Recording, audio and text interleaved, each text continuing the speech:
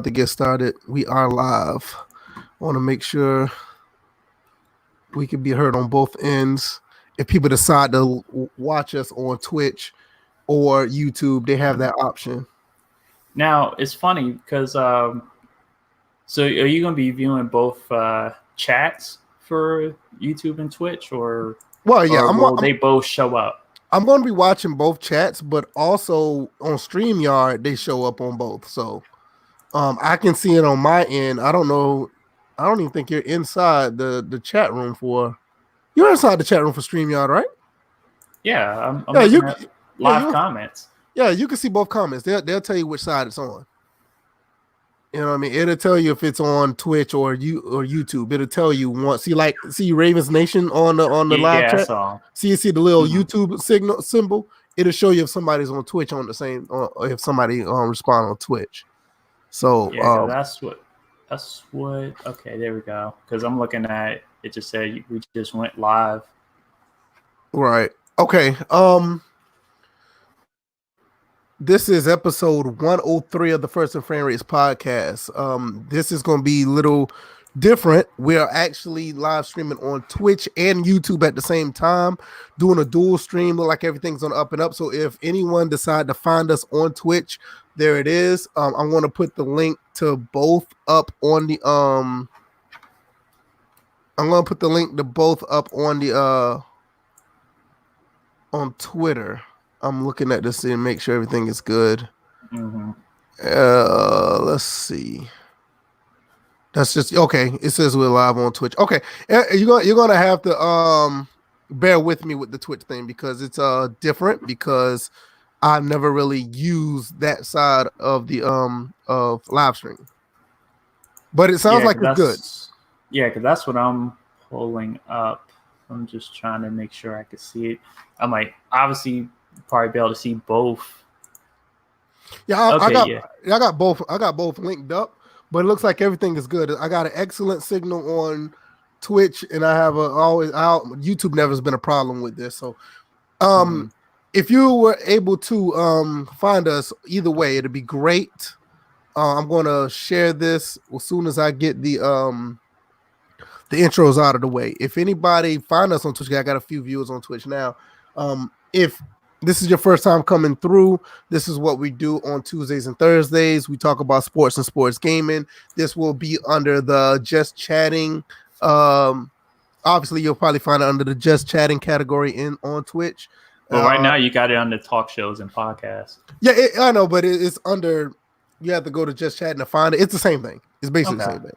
So, but when you go on the beginning on the front page of Twitch, it's Just Chatting, and you have to go under there, and that's where you'll find it.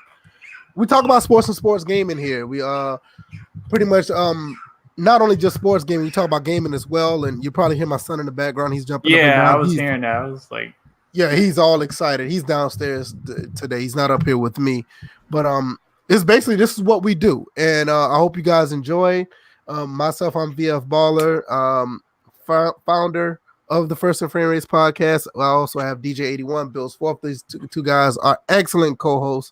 I wouldn't want anyone else besides these guys. Great guys, and I'm going to let them get their intros in, and we're going to talk about these topics. DJ, what's been going on with you, man?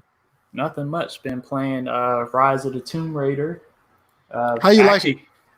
Well, I got it when it originally came out, and it's nice to go back and immerse myself back into the Lara Croft revamp because I had already beaten the first Tomb Raider in this revamp, and then I figured, okay, let me go back and play Rise of the Tomb Raider because I got to a certain point in that game and just stopped. And then what was the last one? I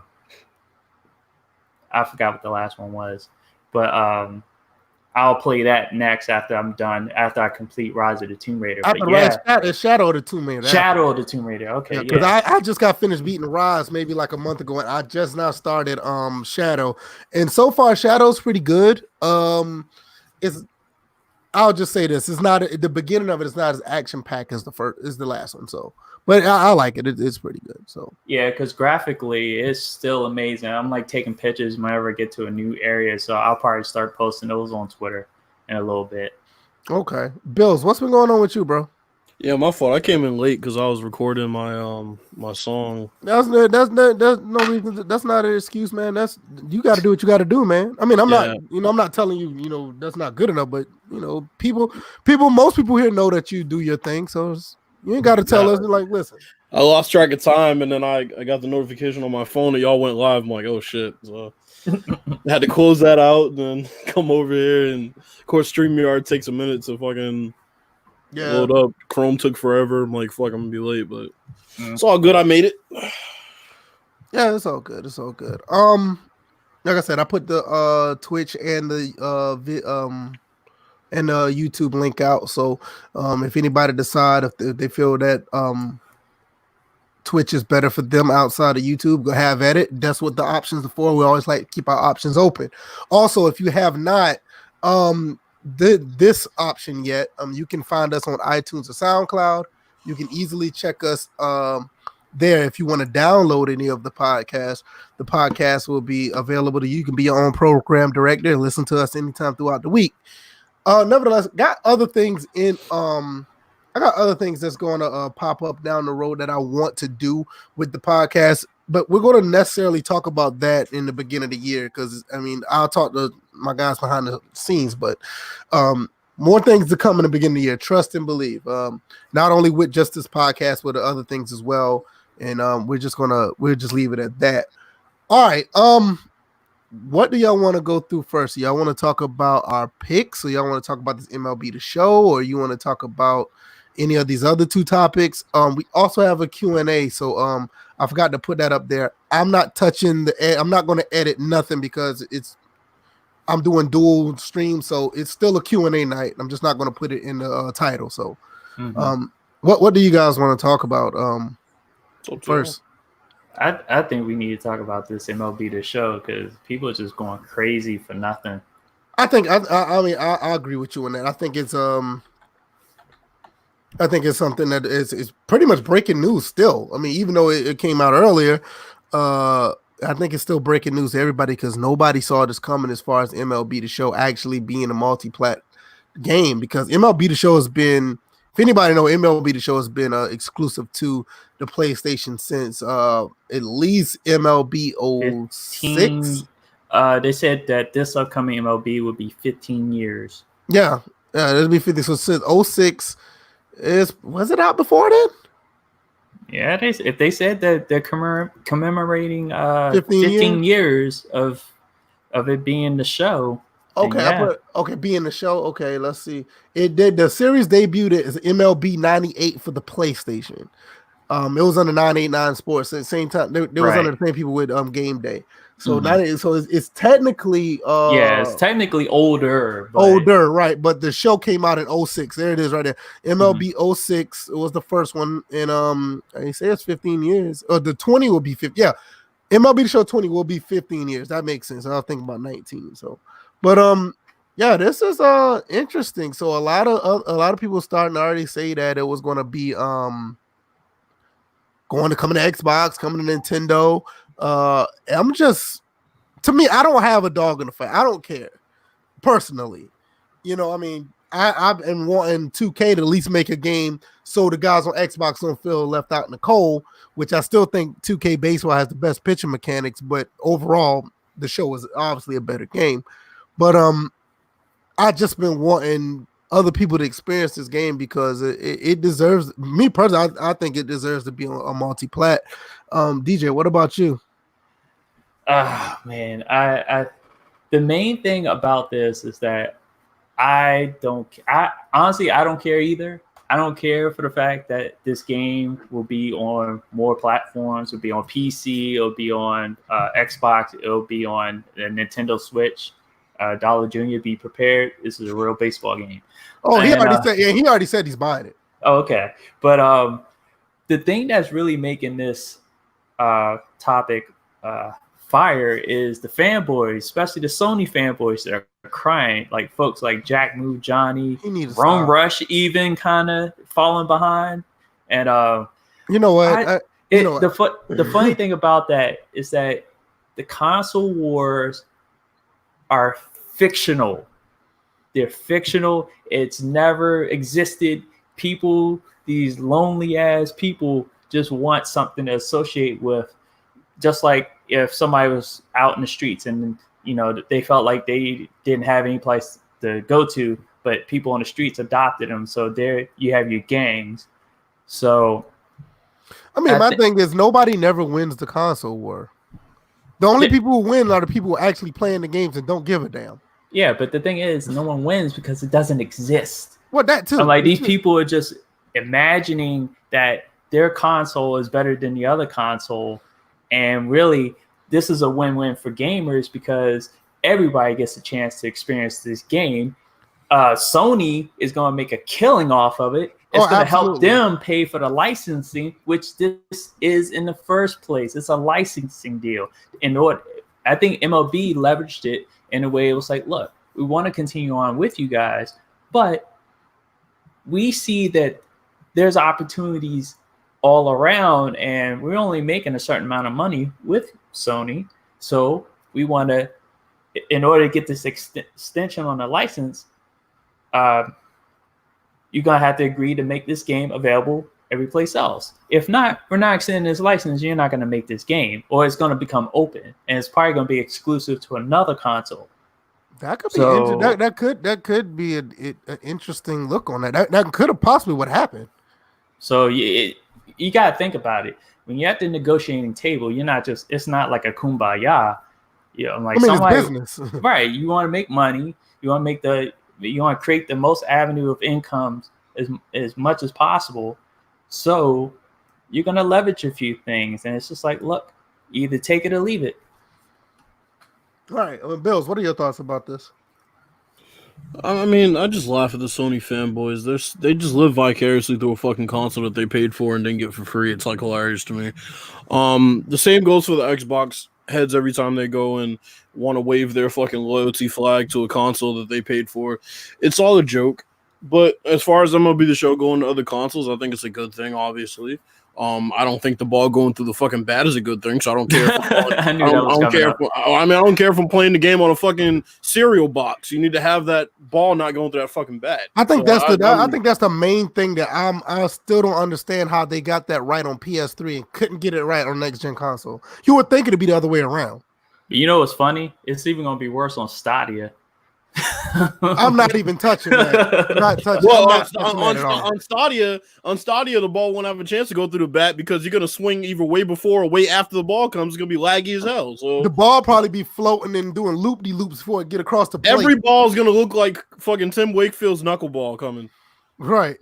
You're like, I'm not even. Yeah. I don't know. I don't have much to say about it. My thing is like, I don't see how people can get upset over something like this.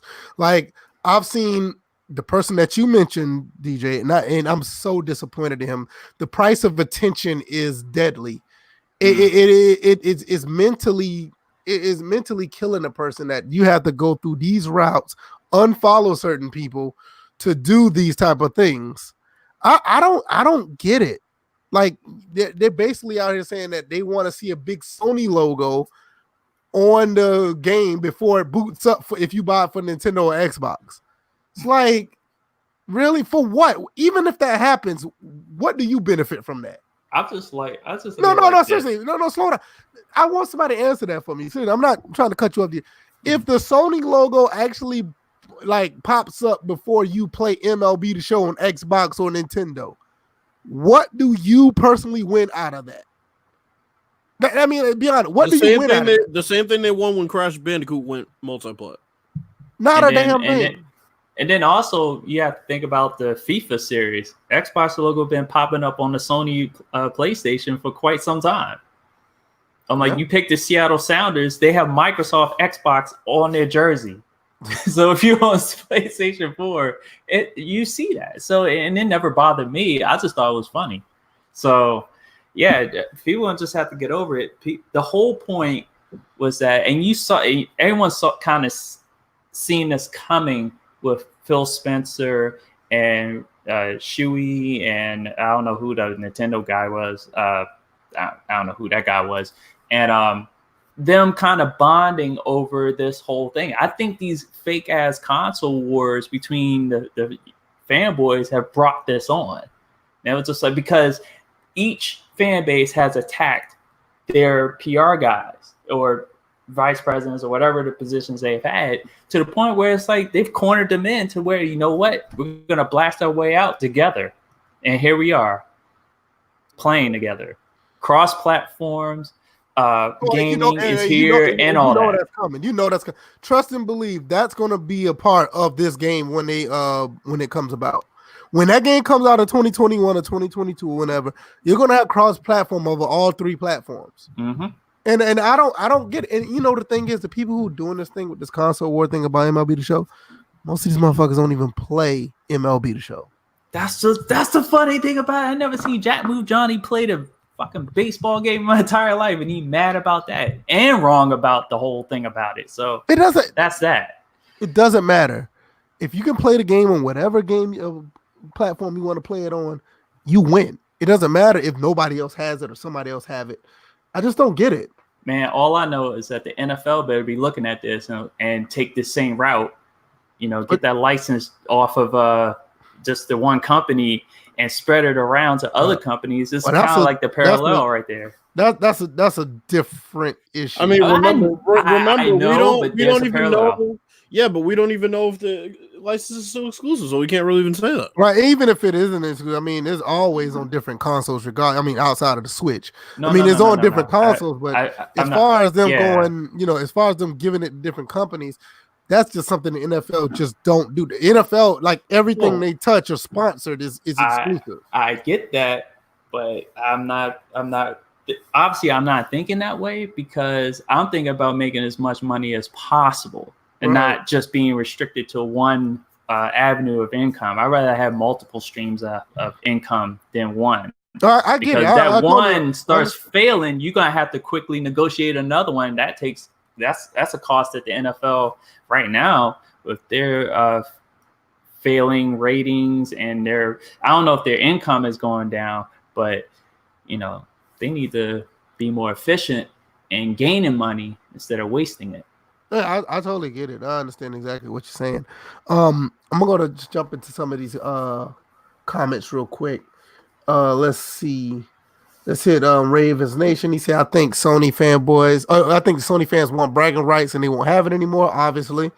They can still have bragging rights. You're just gonna be playing against other people on other platforms. I'm like, Call of Duty right now, you can sit there and talk shit before the game, and you see who's what. So that's the only bragging rights that they need to worry about. But see, who's a better gamer, not who's a better console. I was just about to say that if you really want to have a console war, this is perfect to honestly have one, because you can get your Sony buddies play against your Microsoft buddies, and y'all can play against each other and actually find out who's the better gamer on whatever console. Yeah, because other than that, it's just passive aggressive bullshit that these fanboys participate in. Right. Obi-Wan says console wars are trash. I don't care for it. I'm a gamer. If it's on Xbox One, PS4, PC, etc., I'm gonna play this shit. But that's why I love video games. Simple as that. You love video games. You don't love the console. The console is cool. Like some consoles have its own identity. It has its charm. Like when you I always say, like if you play the Sega Genesis or the Sega Dreamcast or original Xbox or even the Xbox 360 or the PS3, it has a certain identity when you play those consoles. I get it, but at the end of the day, it's about the games. You know what I mean? It is what it is. And Young Noble said now Xbox fan base is going to blast devs now, just like the PS4 did. Yeah, I mean Xbox don't blast too many devs, but that's another story. Let's see. Daniel Daly also says, well, the developers are like, well, we want most money and we are missing out on money by siding with one or another. Yeah, that's true. I get it. If you're underage and you can't buy your own console, I get if you're going to side with one. That's just how it was when we were growing up. I mean, that's when console wars are real, because console wars literally had differences in their consoles. These consoles are like the same. So if you decide to get both and you want to get exclusives from both, if you're grown enough to get both consoles, you shouldn't be fighting the console war. And I just got to slide this, and this has nothing to do with anything. Izzy, what's up, Izzy? He says, currently installing Insurgency, got to be open-minded. I'm sorry. I don't even know why you didn't get the game to begin with. And it's free until the 17th. You have 7 days, and I promise you, after 7 days, you probably end up buying it. It is a great shooter. I highly recommend it.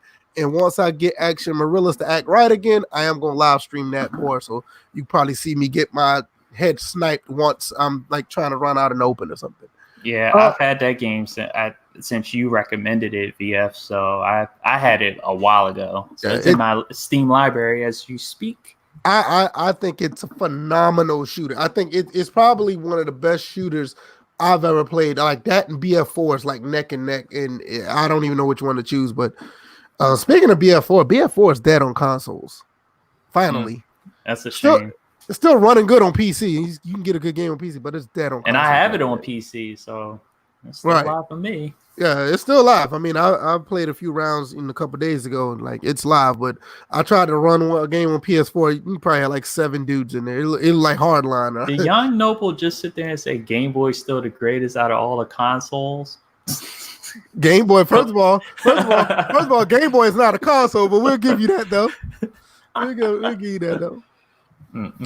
Epic Izzy also says I'm almost certain we didn't even talk about the PC side of MLB The Show. It's I'm pretty sure it is. Well, the PC kind of speaks for itself when it comes to because you got to think about MLB The Show, Horizon Zero Dawn, which was the first rumor. That was another one that people are going crazy over. So if it comes to PC with ultra wide support, I'm with the quality of what they do with their games. With their MLB The Show game, I'm almost certain that it'll have ultra wide. I wouldn't see why not. And plus, also, you have to think about. I'm sorry for cutting in, but also at the same time, you got to think about it. You can't even play MLB The Show on the PS4 Pro at its max performance because it still runs at 30 frames per second at 4K on PC and maybe Xbox. It'll be the next gen Xbox. Hopefully next gen MLB The Show will be running on everything 4K 60, but that's just too much. For me, I don't care. 1440, 60, long as it's 60 frames per second, hands down. No 30 frames per second as far as these sports games. Personally, I'm trying to think what sports game run at 30 now. I don't think none of them run at 30, honestly. MLB runs at 30 if it's on 4K. See, I haven't bought the game since. That's what I'm saying. Yeah, it's all you're right. Because you have those settings in there where you can reduce the graphics, get like a resolution, right? Yeah, and lean it towards performance. Same with God of War. God of War. Yeah, you can slide it towards performance. You can slide it towards graphics. So. Yeah, it's highly recommended to do performance on God of War because graphics. That game is very demanding. I think it'll probably blow up your damn PC. I mean your PS4 if you don't watch it. Yeah, because I'm like I tried to on PS4 Pro for MLB The Show, and it's just like I don't even think it's running at 30. I think it may be like 25 to 28. Yeah, that's so.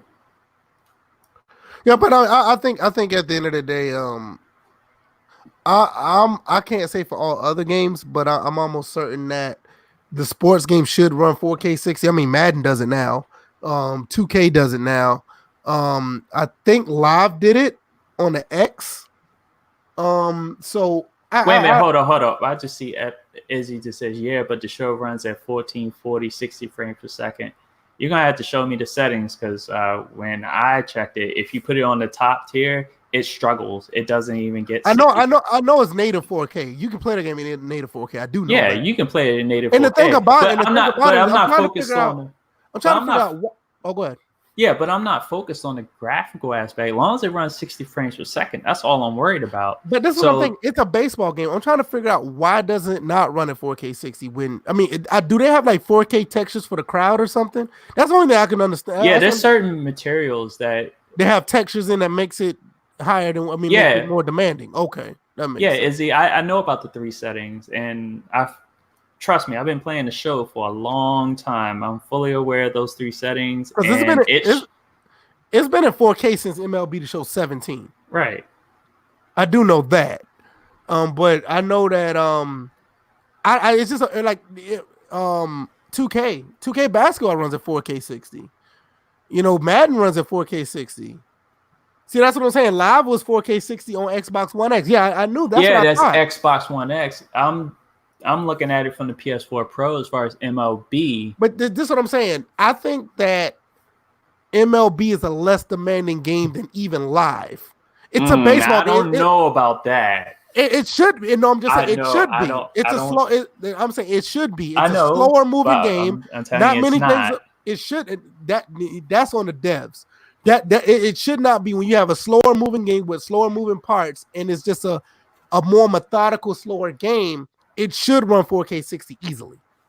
It should. It doesn't. The problem is, I think the problem. I think the textures in the game are just way too high for the console.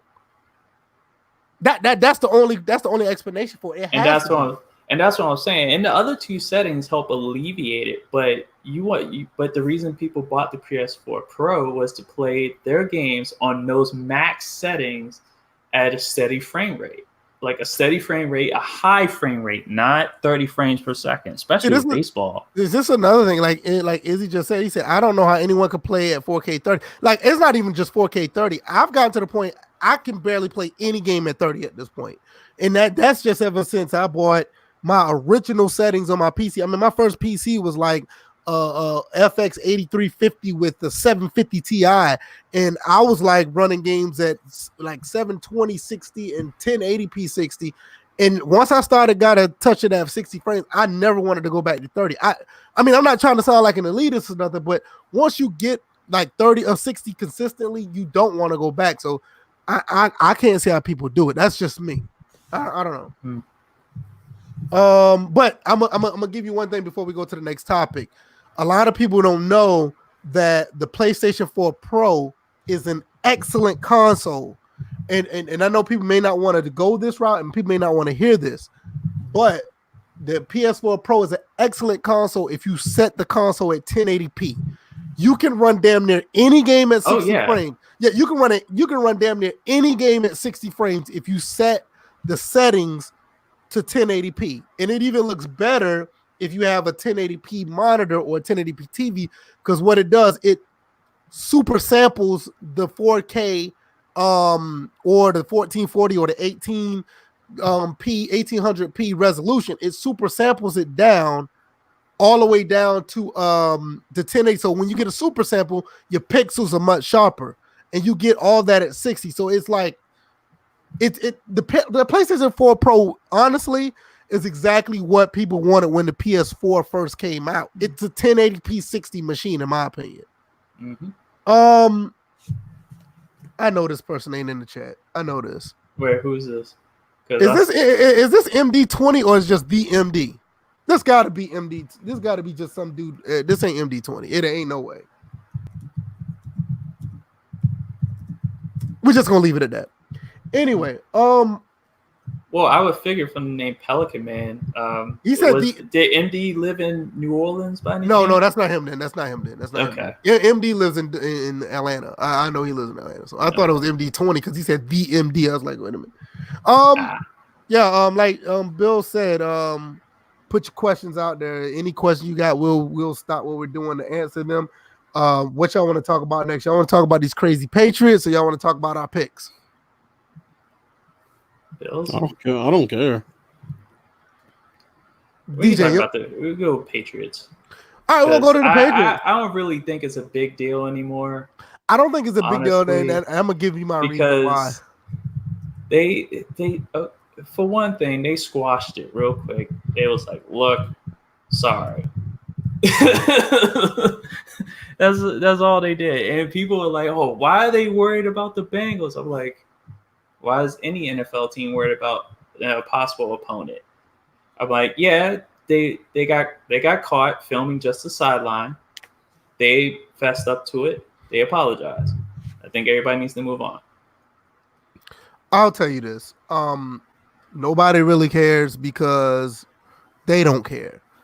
What happened? If anybody knows what happened, it basically what had happened is the same exact thing that they got caught for Spygate. They brought the people in saying that they're with Kraft Productions or Patriots TV. They supposed to cover up their Patriots in logos on their shirts or turn them inside out or whatever. And they basically was acting like a crew, a media crew, just like anybody else. Well, unfortunately, they got caught doing the same thing they did with Spygate, and they basically just said, "Hey, yeah, it was us." The person who got caught said, "Hey, look, let's just let's destroy the tapes and forget this ever happened." So they kind of knew they were guilty. The problem with it is, even what happened with Spygate, they decide to do it again, and it's like basically they don't give a fuck. So if they don't give a fuck, why should we? I mean, is it a form of cheating? I'm not gonna say it's. I ain't. They're a habitual at breaking the rules.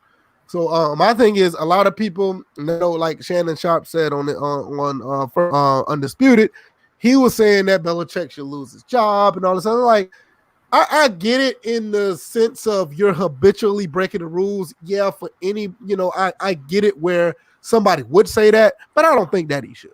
I just think that, listen, you find them again, give them a harsher punishment if they decide to, and just let it be. I mean, not the Bengals, but the Patriots kind of should have known better. They could have did it a little bit more sneakier, because they was kind of like hiding in plain sight. So I don't know. Bills, this is your team. What you think?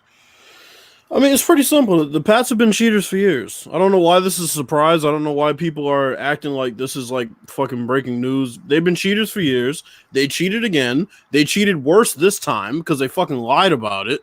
And they lied about it vehemently.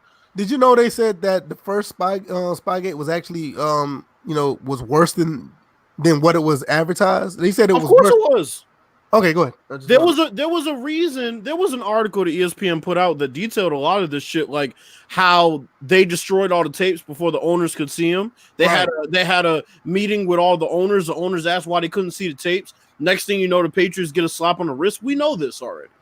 So for the Patriots to do this again, it's not surprising. People who ask why did they do the Bengals, because it's like when they asked Woody Hayes after they were up on Michigan by like 50 points. Well, why did you go for 2? Because I couldn't go for 3. The Pats will do whatever they can do to get an advantage.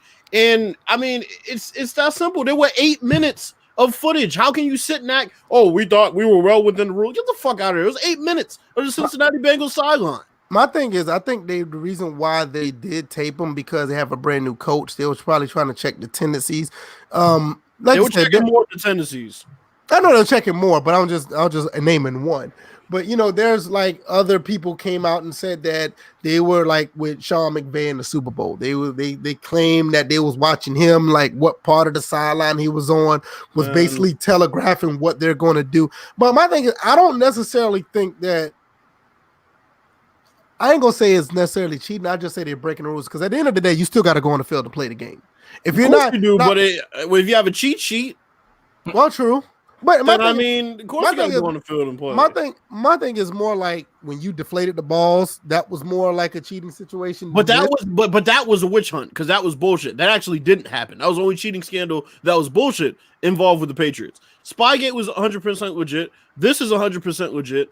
And the people who say, like I said, the Bengals, well, it would have been more teams. And you talk about this do your job bullshit documentary when you're filming their sideline for over 8 minutes. 8, as in 8 minutes, as in 8 times 60 seconds. That's how long you film their sideline. It's deliberate. The Patriots don't even try to hide it. They do it because they think they're above reproach. And I'm tired of these dumbass Patriots fans out here. Well, name a team that hasn't cheated. Shut the fuck up. You're the kid in the back of class that runs his mouth all class, and then when you get kicked out, well, he was talking too. I'm tired of it. I'm fucking tired of it. That's all I have to say about it. They're cheaters. That's what they are. I mean, it is what it is. I mean, my thing is, I don't know. It's just like I said. They did what they did, and it's well documented. At the end of the day, I mean, the only thing you do is just continue to find them. Or, I mean, like I said, the most egregious thing, like I heard, like they said Belichick should lose his job, and they should get. And it's like, I don't think that's egregious at all. If this is the third scandal and they've admitted that they did this again, that means you admitted that you cheated again. This happened under his watch. He needs to be fired. They should force the Patriots to fire him. Yeah. I can understand that. It's just I don't know. To me, I just kind of, I think it's just like a reach to like get rid of him. But I mean, but like I said, I'm not disagreeing, but it's just that because I can understand, like, if you constantly break the rules at any job, something just egregious to at any job, I get it. But it's just that the slap on the wrist that they got after Spygate, the slap on the wrist they got, and they do it again. Yeah, I mean, they lost 2 first rounds and got fined $500,000 or something like that. Big whoop. I mean, seriously, that's like a third of a salary for a fucking veteran. Well, that's true, and on top of that, they don't really use first round picks anyway. That's what I'm saying. It's like it was a slap on the wrist. It was let's call Robert Kraft and have a little meeting. Say let's let all this die down. We'll dock you a couple of first round picks, $500,000. And you don't use your first round picks anyway, so you'll come in next year and run roughshod over the league because you have all this film that you studied before we broke the fucking tapes down and destroyed them. The owners will never know what was on the tapes. They'll never know if their team was on there. It's all bullshit. It's all bullshit. That's what it is. I'm tired of it because the people come to me. Well, you're a Patriots fan. What do you have to say? I didn't fucking cheat. What do you mean? What I have to say? I'm not the fucking spokesperson for them. I mean, it's ridiculous. I don't care anymore. I'm beyond caring. You know what I care about? I care about if we play the Bengals when nobody gets fucking separation. Let's see if those things work then. Hold on tight real quick. Ravens Nation just put out, they said $5 million. No, they got fined $500,000. $500,000. It wasn't $5 million. Yeah, they got fined $500,000. So yeah, it's I get it. I mean, I get it because you make the case that it should be warranted, and I like I said, I don't disagree with the actual, firing. If they do, I get it. I mean, I just think it's a little bit of a stretch. If it happens, I'm like, oh, I see why. No, Daniel, don't do that because see, you're a Patriots fan, okay? And I know you. I have you on Facebook as a Facebook friend, and we talk to the same dumbasses that are sitting here and making excuses as to why the Patriots did this again. And they're trying to find any possible fucking loophole. Well, if it's an enclosed area, shut the fuck up. We know what they're doing. They've done it before. It's like the dumbass who goes back to the female who cheated on him with his best friend, and she says, "This time I won't do it, I promise." Like, what the fuck, bro? That's funny. That actually happened in the gaming community. I don't want to say that person's name, but yeah. And it was with their own brother. Oh, yeah. Let's not go there. But no, let's not go there. It's just, I'm tired of it, bro. Like I said, I'm more worried about our receivers getting no fucking separation. I don't give a fuck about us filming the Bengals sideline because I expect us to do bullshit like that. That's what we do. We cheat. We're cheaters. We're Eddie Guerrero in the NFL. That's what we are. Isn't Eddie Guerrero dead?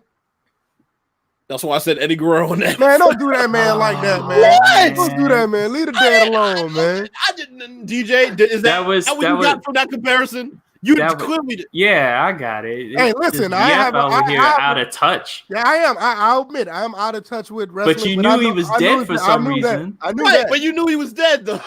Man, let's talk about these picks, man. Before we get the fuck that. We about to just run. Talk about, isn't he dead? The way you said it was I have been keeping up with wrestling, but I know who's dying out here. Hey, I know a dead man when I see one. Like, man, y'all leave me alone, man. All right, let's get to these picks, man. Let's talk about these picks, man. We ain't talk about the dead no more. I think we did pretty well. Well, we're actually still going to talk about the dead because there are plenty of dead teams in the NFL right now. Yeah, that's true. What is this, week 15? 14. 14? Okay, this one coming up is 15. The one we did was 14. Yeah. Mm-hmm. Okay. That's what I thought it was 15. DJ took the Bears on the first one. Cowboys and the Bears. Bears took this one 31-24. Mm-hmm. Hold on, Bears. Hold on. Tell me. Hold on. Oh, I'm looking at the wrong thing. Hold on, one more second. Yeah, I'm about to say because I got like half rashed on this one, but you did. Well, it wasn't by me. It was by me. I was about to say I didn't knock you because I said I was cautiously optimistic. Okay, but what was the thing I was saying? You was talking about Trubisky, right? Yeah, no. I was saying you can overcome bad quarterback, but you can't overcome bad coaching. Yeah, you're right. And my thing was, this was the two things. This was a Thursday night game. Let's look at this guy's stats. I want to see his stats. Mitch was actually damn good. 23-31, 244, 3 touchdowns, 1. He's never played that well under the lights. Look at the plays that were being called. Regardless, That's what I'm saying. I'm saying those are good stats. I'm not dissing them. I'm just saying. Oh, hold on. Before we finish, Mm-hmm. I gotta go way back 1 second. Mm-hmm. Epic Izzy did say Digital finally had an article about how the PS4 Pro is a great 1080p console. Y'all go check that out. I'm dead serious. I was wondering when you was gonna see that comment. I'm dead serious. I saw that like 10 minutes ago. You know, my thing, yeah, I just saw it too, but dead serious. That is a real. I'm serious. The PS4 Pro is an excellent 1080p console. You can play any game at 60 frames. Nevertheless, but Daniel, the closest the Patriots receivers are going to get to separation is separating from their fucking spouse. That's about the closest they're going to get. Come on, man. Fuck it. I don't care. But anyway, but my thing was now before I interrupted myself. Bills. Now, am I lying? Trubisky never played that good on a Monday night, Sunday night, or Thursday night game. Right or wrong? He never played that good. Well, the one game against the Redskins. He plays that good when he's playing like a 4:00 game that's not televised. But here's what gets me. Here's what gets me about Mr. Trubisky is, or I should say, not even Mr. Trubisky. Here's what gets me about the Bears is like you've put him in this position where he's throwing way too many passes in some of these games, but the play calling, like DJ pointed to, has not been, it hasn't been predicated on his skill set. He is a mobile quarterback. He is really, if you think about it, a one-read quarterback who there's been highlights he can't even throw across his fucking body half the time. Well, that's true. Because what made Trubisky successful, if that read isn't there and he has a lane, he's going to kill you. Now, I will admit to that. I've seen that happen. So when you have these quarterback rollout plays that they were calling for him and getting things in motion, and you have the running back come right behind him and boom, dump down. When you have those things like that, Trubisky's a lot more successful. And on top of that, it's getting those over-aggressive linebackers that Dallas tends to have, flowing the wrong way in their line too. So that worked, and also fired Garrett. That goes without saying because we've been saying that for weeks and I've been saying it for years. And see, this is my thing. I didn't think as talented as this Cowboys team is, they would lose to the Bears. I thought Mitch Trubisky was going to wet the bed, but he proved me wrong. And it's getting to the point now that the Cowboys is damn near quitting on Garrett. I told my boy that's basically what it looks like. I told my boy this. What should have happened that could salvage the Cowboys season? Jerry Jones should have came in Monday, fired Jason Garrett, named Kellen Moore the interim coach. They'd have been fine. But now the team has already started to quit on him. They will continue to quit on him. I got a question. Why do these like middle of the road quarterbacks turn out to be decent or good coaches? Like you got Harbaugh, then you got because they have plenty of time to know what I'm saying? You have plenty of time to study the playbook. Yeah. They're not thrown into the fire, so it gives them plenty of time. Not only that, think about it. It happens in basketball too. Like we can go all the way back. Lenny Wilkins wasn't necessarily a superstar, but he's like the winningest coach ever. Then you turn around, you have Steve Kerr, and he was a middle of the road guy. Mark Jackson's another middle of the road guy. Remember this also. I guess from the NFL standpoint, those guys don't have the arm talent of these other guys that can kind of beat those coverages that, guys with average arms can't beat. There's certain throws they can't make, so they have to really study the defense, watch a lot more film. Not to say that the Bradys and the Mannings don't watch film, because obviously they do. But as far they as don't do it as much as these guys because they're always they can improvise. They're not system quarterbacks, so a lot of the things that they do are based on the things that they see on the fly. But like for example, what's his name? You just named him. Harbaugh. Sean Payton, guys like that, they weren't the top echelon quarterbacks. They had a lot of time where they were backups and they could just study the film and they can watch how these teams react to it without actually having to be on the field. You know what? That is so basic that I totally looked over that because that is so true. And nobody really, you think about it, nobody at ESPN, nobody never thinks about this stuff, but that is so simple, but nobody talks about it. Same with Steve Kerr. Steve Kerr's implemented a part of the triangle into their offense that they're running Golden State because he understood the triangle so well from, not to knock him, but sitting and watching on the bench. He played, don't get us wrong, he played, but guess what? When he was on the bench, who was he sitting next to?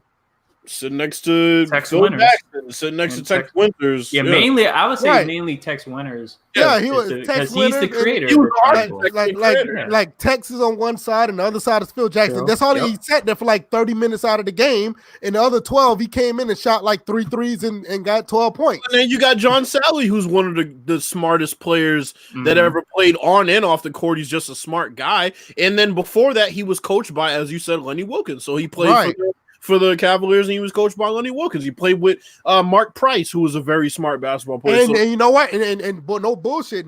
Mark Price has turned into a pretty good college coach too.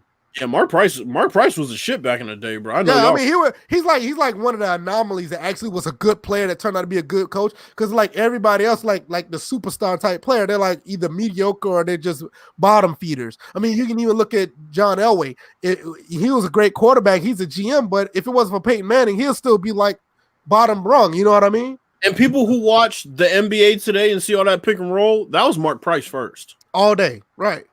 You know who Jeff Hornacek, another guy. Yeah, about to say it was Mark Price and Jeff Hornacek. I mean, not Jeff Hornacek. John Stockton was the pick and roll guy. Yeah, you're right. He's the pick and roll guy, but Jeff Hornacek is doing just wonders.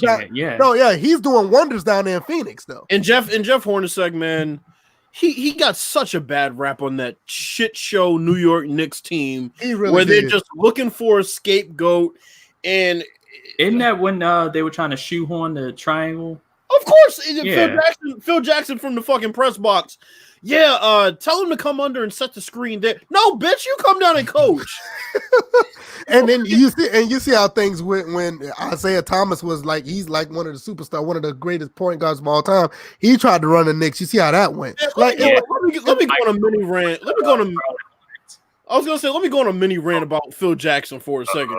Okay, now Phil Jackson said he couldn't fly and do road games, so he couldn't coach the Knicks. But that bitch went to a Lakers interview and was pissed when he ain't get the head coaching job. Ain't that a whole ass nigga? That I can't, bro.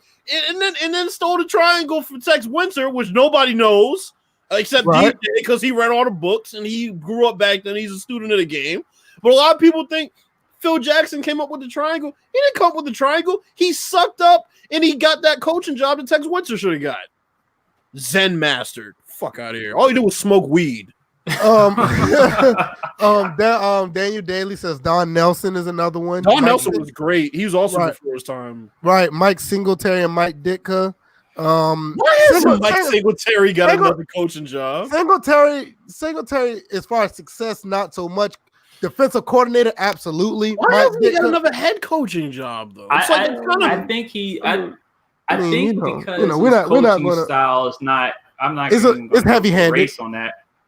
But I think just to take that out of the equation, I think it's because he's not an analytics guy. I think he is old school, go by feeling type coach. Because I'm like, to do that to Vernon Davis, your top player at the time on that team, to just send him to the locker room, that's really old school. But it made Vernon Davis. It made him a better player. It really did. But see, that thing is, that's when the first time we saw the transition, knowing that the NFL isn't like that anymore. That was like the first time we saw that the NFL is not catered to. That's when we first really saw that it was becoming a players' league. You know what's interesting is a soft players' league. John Beilein. He coaches the Cavaliers. I saw an article that said the players he's losing the players because he's trying to coach it like a college team, right? Instead of coaching like a pros team. You have to talk to college players and pro players differently. You can't tell a dude who's getting paid $5-10 million. You can't yell at him and belittle him, and he ain't gonna react. Right. Ravens Nation says Singletary has a good coaching style, but it's only for certain type of players. I'm gonna tell you right now, those certain type of players, you may have maybe 30. And I'm being generous, maybe 30-35% of the NFL responds to that type of coaching. You know who would react great to his coaching? Aaron Donald. Oh, absolutely. Khalil Mack. Let me tell you, got guys like that. Yeah, Luke Kuechly, Aaron Donald, Khalil Mack. What's the guy on the two guys? I can name two on the Atlanta Falcons. Grady Jarrett. Yep, Deion Jones, Grady Jarrett. Who basically players that are quote unquote grown ass men. Yeah, Tyrann Mathieu. They respond to coaching style of Mike Singletary. Everybody else is just lacking. Yeah, pretty much. Let's go with the rest of the picks because we just the Bears and Cowboys just kill. Oh, Jason Garrett. Thanks a lot, Jason Garrett. Soft ass. Fucking I knew that was gonna kill the Cowboys. You know that dude has been coaching the Cowboys since T.O. was there. It's fucking ridiculous. This was what 10 years ago. They drove T.O. out of there. It was like 08. Jeff Bryant's gone from there. Bro, how many people wore 88 that Jason Garrett has coached? Too fucking many, bro. Right. Motherfucker had a drug smuggler, a drug lord under his nose, Miles Austin. What happened to that guy? He had like 200 yard game. He was a drug lord. You know what's funny? He was a drug lord. No, I'm just saying he had like 200 yard game and was never heard from again. He was a drug lord, and he said in the transcript, he said football was his part-time job, his side gig. Hold on, wait a minute. Didn't he get signed by somebody else before he got caught? He got signed by the Browns. Yeah. Ravens Nation said that Jason Garrett had been there since 06. My God, he's been there since 06 as a coordinator. He's been there since NFL. Remember, Sean Payton was a coordinator in Dallas. He's been there since Madden 05 been out. Yeah, he was a coordinator, and then he sucked up and probably threw Wade Phillips. I take that back. He's been out since Madden 07 been out. Yeah, and he probably threw Wade Phillips under the bus and got him fired. And then he got in there with sorry ass. And Wade Phillips actually was doing a decent job. Damn good coach, bro. But anyway, we getting so off course. We would sidetrack again, right? I was close with the tie. The Jets won 22-21. So, you were. I'm surprised the Jets won. Sorry asses. They won the game. You picked. I can't remember who I picked. I remember. I think I picked the Dolphins. Fuck! Wait a minute. Why didn't I rate the? I didn't pick the picks for this one. I can't even remember. I want to say DJ took the Dolphins though. I think I took the Dolphins. I think I probably did. Well, yeah. You know what? Both of y'all took the Dolphins. Yeah, I'm about to say I think I did too. To be honest, both of y'all took the Dolphins. So I got that one right. Not much to see here. I mean. The Jets are finding a way not to have a top 10 pick. I'll tell you that much. Yeah, they're playing themselves out of contention right now. Yeah, that's what they're playing themselves out of it. They scored 16 points in a quarter. The only time they did that was against the Cowboys. As we sit right now, it's Bengals, Giants, Redskins, top 3 draft picks, and the Dolphins are tied with the Redskins. So that's 3A and 3B, and the Redskins winning should be Dolphins that have that third spot. The Bengals out here like, glad we got rid of Marvin Lewis so we can officially tank now. Right. Been trying to rebuild a team for years. This motherfucker coming here talking about winning and shit. Ravens Nation say that Austin was signed again by the Eagles after the Browns. I think so. Yeah, I think he was. I'm gonna have to look at that guy. Yeah, he was a drug lord all up and down the East Coast, bro. I'm gonna have to look that up, man. Shoot, I didn't. I'm be honest with you. As much as I know about law and stuff, I did not know this about him. And there are a lot of people that are probably doing some shady shit. They play in the NFL at the same time. I think Austin is a scout for the Cowboys. No, he's still out. He wasn't no drug in 2016. Bro, he was hired. Or was it somebody else? There had to be. That's what I'm like. He was hired by the Cowboys as a scout. And in 2018, he was interviewed for the Cowboys receiving coach. All right, wait, who was it then? No, it wasn't. All I know is that there have been plenty of Cowboys been around the drug game for quite some time. I didn't know that. I had to look. Bro, there was a player. I don't remember who it was. It probably wasn't Miles Austin. No, he had injury problems. It was another guy for the Cowboys. I'll get back to it. The Chiefs took this game against the Patriots 23-16 on the road. There's obviously I'm actually controversy. This was more. The Patriots should have put up more points against the Chiefs because the Chiefs defense. It was what's his face? Sam Hurd. That's who it was. Oh, okay. 15-year sentence for drug distribution. It was back in 2013. Mm-hmm. Dang. I'm Yeah, kind he of put the Chicago Bears and the Dallas Cowboys. Yeah, that's okay. There you go. Yeah, I'm kind of disappointed in the Chiefs offense. Not the Chiefs, but the Patriots offense, but we already know why. Because I still have no faith in the Kansas City Chiefs defense. I just don't. And the fact that the Patriots couldn't at least put up 21, 28 points against these guys, it just tells you what they need to do in New England for as far as offense. I mean, we talked about this last week, so Bills, you already know. Josh Gordon gone.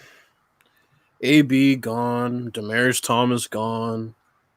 But we I'm have actually surprised I got rid of Demaryius Thomas, if anything. well, we got rid of Demaryius Thomas to make space for AB, who's also gone. And meanwhile, Jacoby Myers bum ass, who the only reason why he has a job is because N'Keal Harry was hurt during camp.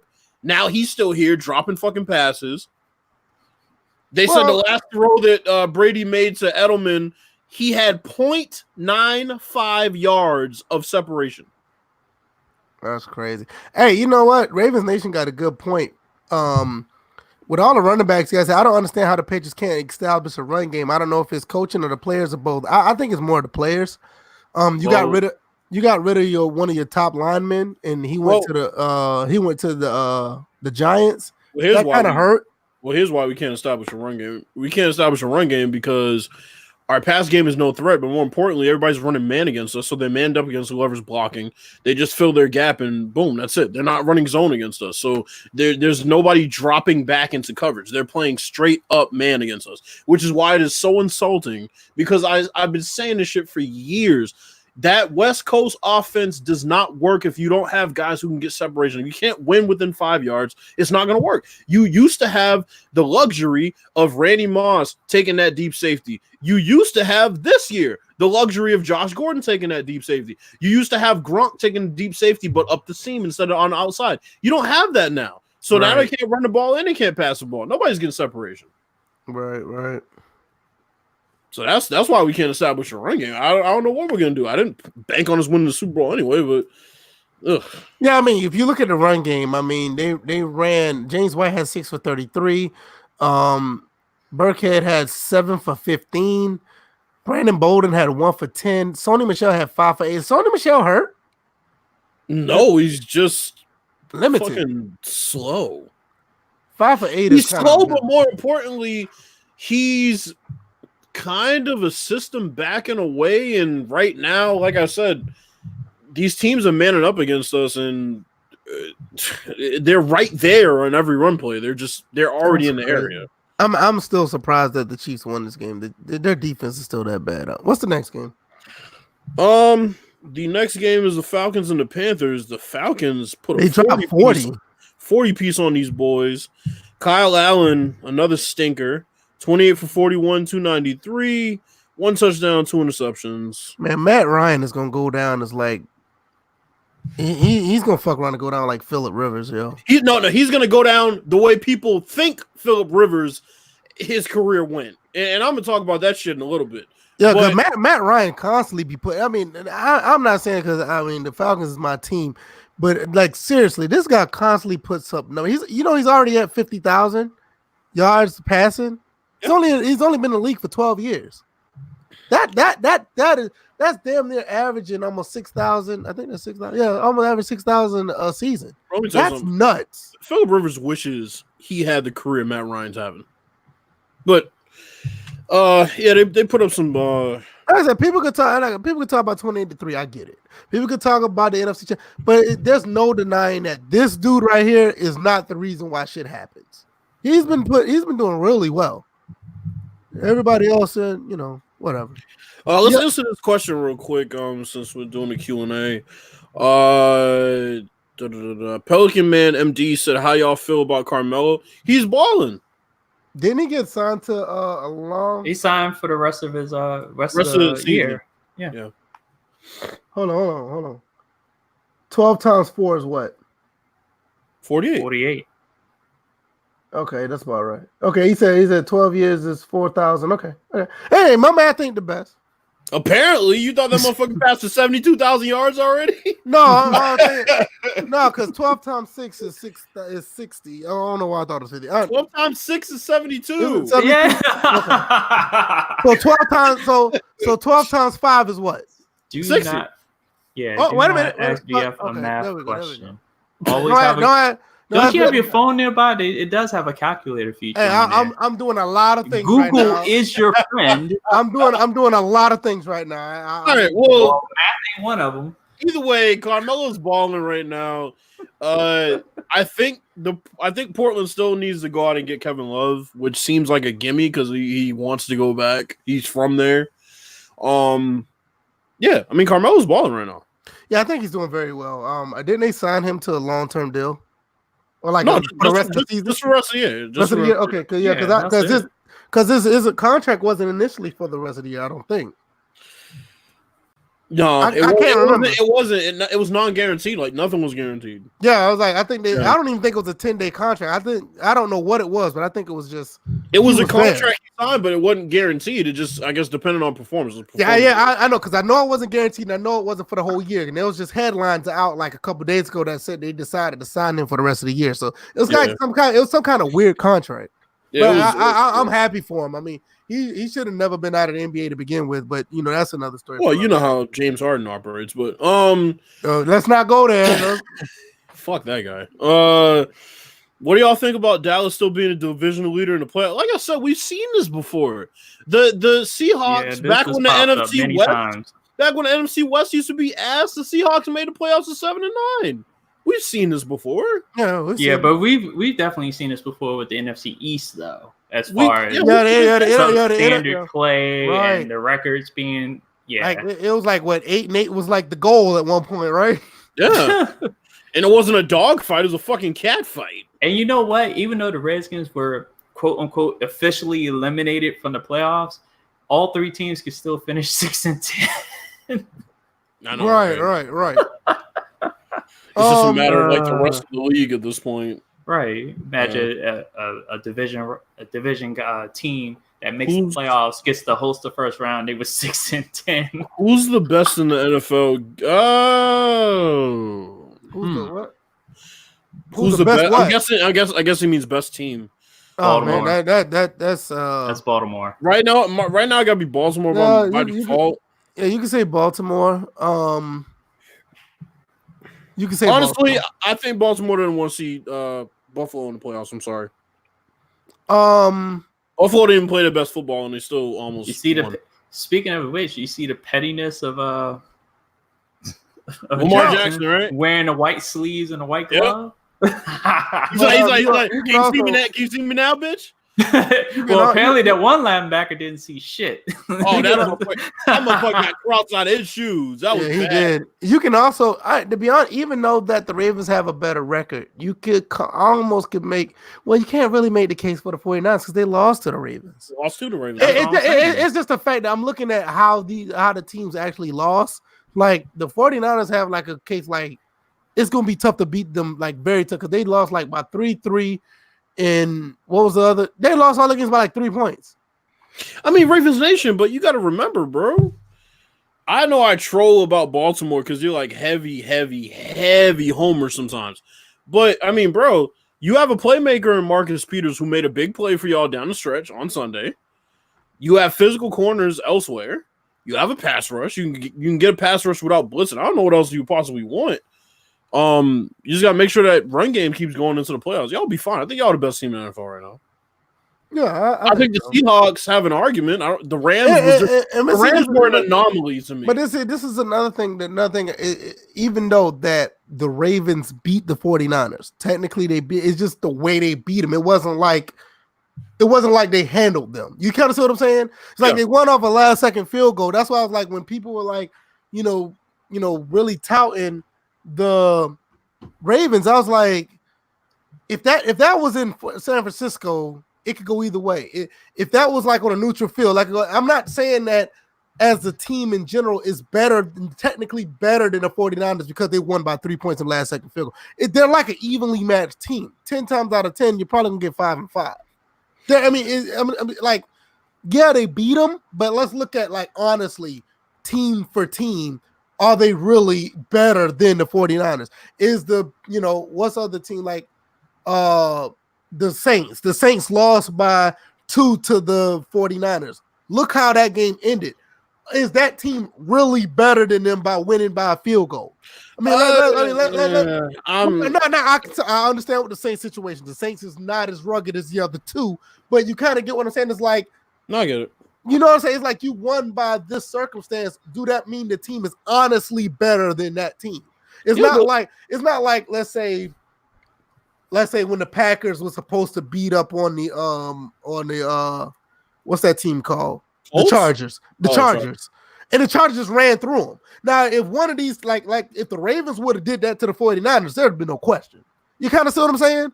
Like, honestly, the Packers aren't. We're gonna get to the Packers, but the Packers aren't an interesting one to me because I feel like they're the team that's gonna get hot in the playoffs, and I don't know who they're gonna draw first, but I mean.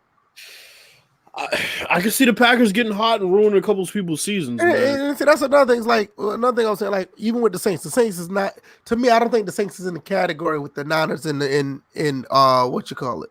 Ravens. I don't think they're in that category because they just lost to the Falcons at home. Mm-hmm. You kind of say, see, that type of stuff make me think that they're not on that same level. But when you look at the 49ers and you look at their resume, who they lost to the Seahawks in overtime. They lost to the Ravens at the end of the game, I can't remember who was the third loss they lost to. Who you talking about now? The 49ers, because they're 10-3, right? Let me look. Are they? No, they're 11-2. Yeah, they're 11-2. Yeah. 11-2. Like, look who they lost to, and look how they. You know what I'm saying? Look how they lost. It's not that technically, yeah, okay, you won by 3 points. You're not necessarily the better team. I'm laughing at the people who are like, "Where's that genius from Kyle Shanahan?" There it is. Yo, I don't know what they did against. What's the next game we're supposed to call? Are we going to talk about that game right now? Or what? It depends on the Falcons. 40-20. I mean, I ain't got nothing else to say. I we mean, already talked about that. they basically shut down Ed McCaffrey. I keep thinking about his dad. I keep thinking about it. That's how old I am. Christian McCaffrey. They basically shut him down in the fourth quarter. That's why they end up winning that game the way they did. Ravens and Bills. This was a really good game. The problem with the Bills, man, the Bills, they need to do something with their receiving corps. They need like one receiver to step up. I don't know, bro. This is why I say that. If they weren't playing the Ravens, I don't think you would necessarily be saying that. I get why you're saying it, but the Ravens are probably the best defense in the league outside of the Patriots. But even then, the Bills ran the ball on them fairly effectively. They did, but the numbers, good line though. Yeah, the numbers don't show. It's just that when they ran it, the time they ran the ball up. They ran the ball in the Ravens' face at the right time of the game. I think the Bills have a really good line, and they have running backs who are downhill runners, so that helps. And not east and west and north and south, and you need that in the playoffs, which is why I think the Ravens don't want to see these dudes again. But yeah, there's not really much to see here in the way of stats. Josh Allen, 17 for 39, 146, and a touchdown. Lamar Jackson, 16 for 25, 145, 3 touchdowns and one interception. It was a decent game. We also have to understand that the Bills are still a fairly young team, just like the Ravens. So it's they're not going nowhere no time soon. This team came together pretty much the last couple years between Poyer, stepping up, and then you get Micah Hyde from the Packers, so you kind of sure. Like I said, they literally I'm looking at the receiving corps. They need they're probably like one possession receiver away, not even a speedy one. They just need somebody with some talent that Josh Allen can throw the ball to, because I've seen him drop back and he had nowhere to go. And it's not just the Ravens game; these are other games I've seen too. He literally had nowhere to go. He holds the ball too long sometimes, though. That too. I agree. Pelican Man asked real quick. Yeah, we're gonna get to Eli. He said, "Should Eli get his team back?" No. We're gonna get to the Giants in a little bit. I mean, he's going to play because Daniel Jones is hurt, but should he get a team back? No. This is the only reason he's playing. Right. Jones being hurt. So we all took the Bills there, and they kind of a little short, but they low key disappointed us, but they put up a fight. So it's not like the world is falling because we got that one wrong. Bengals and the Browns. I knew in the back of my fucking head, I'm like, the Browns are gonna do this. They're gonna ruin all of our fucking picks. We all picked the Bengals, and of course the Browns put up 27. Yeah, a time when they don't never play like this. And to be honest with you, they really didn't play that good. Baker Mayfield stats: 11 for 24, 192, and 2 interceptions. He didn't have a touchdown. Didn't he throw his training staff under the bus after the game or something like that? I'm trying to figure out how they scored because Baker Mayfield didn't have a touchdown and Nick Chubb didn't have a touchdown. So all the things fucking defensive touchdowns. Hold on, let me find out. Baker Mayfield had a run. Okay, then Denzel Ward had a pick 6. I see that. So Denzel Ward had a pick 6. Baker Mayfield has a 7-yard run. Kareem Hunt had a 3-yard run. The rest were field goals. Great, terrific, and that's how you beat the 1-12 Bengals. Right. I don't even want to talk about this game anymore. It pissed me off. Andy Dalton couldn't get nothing done. Well, I feel sorry for that man.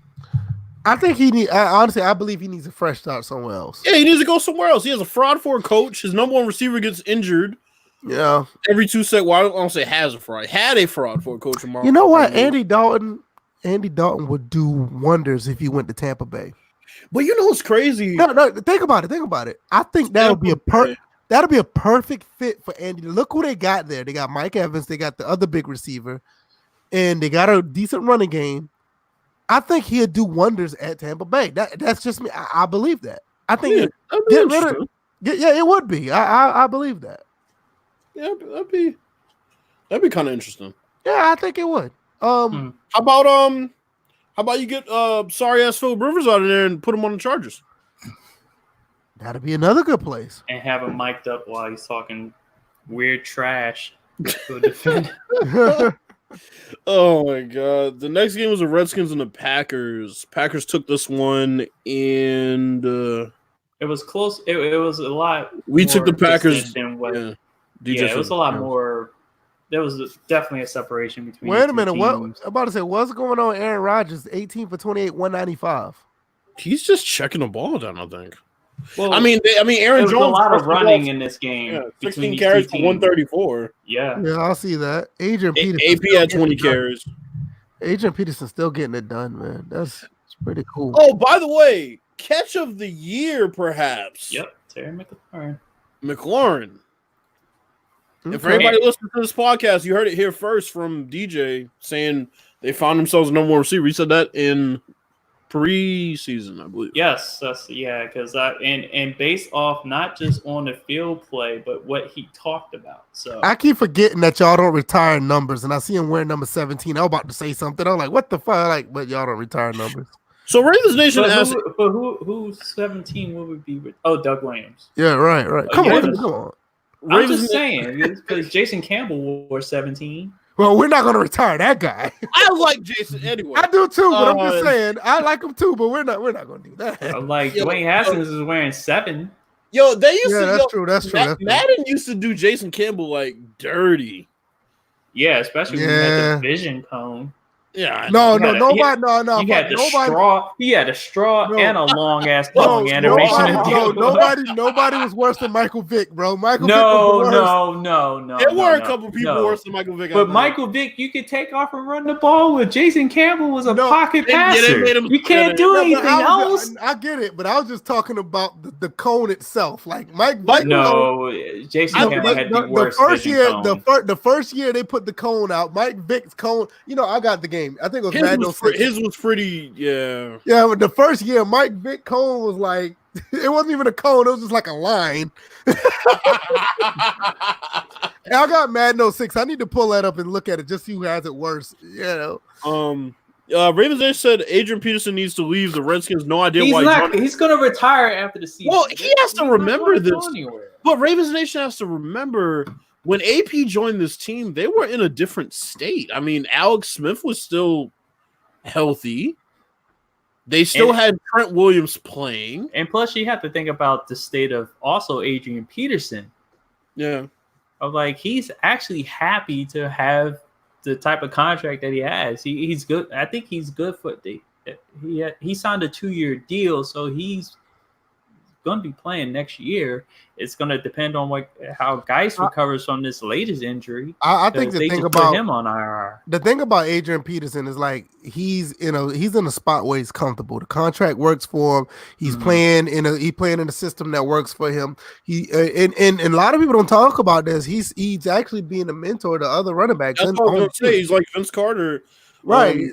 I think he's just very comfortable where he is, and I think at the end of the day he understands his role because Nation, once you look at the stats, he's getting plenty of carries. Yeah, he really is. And the thing is, like, he didn't rush for 1,000 yards last year, and then this year they've been trying to work Geis in because Geis is understandably the future running back of that squad, but yeah, he's still getting the carries. Yeah, it's just that he didn't want to go out the way he went out when he was with when he was with the Vikings, and he felt like he had more in the tank, and they bet on him, and he bet on himself, and it's a win-win at the end of the day, regardless if you feel like the Redskins not winning all these games or whatever, but it's like what he's doing is valuable for the long run if you really think about it. So it works out. I mean, let's be honest. He could be on the Saints where he wasn't happy and not getting the ball. I forgot he went to the Saints.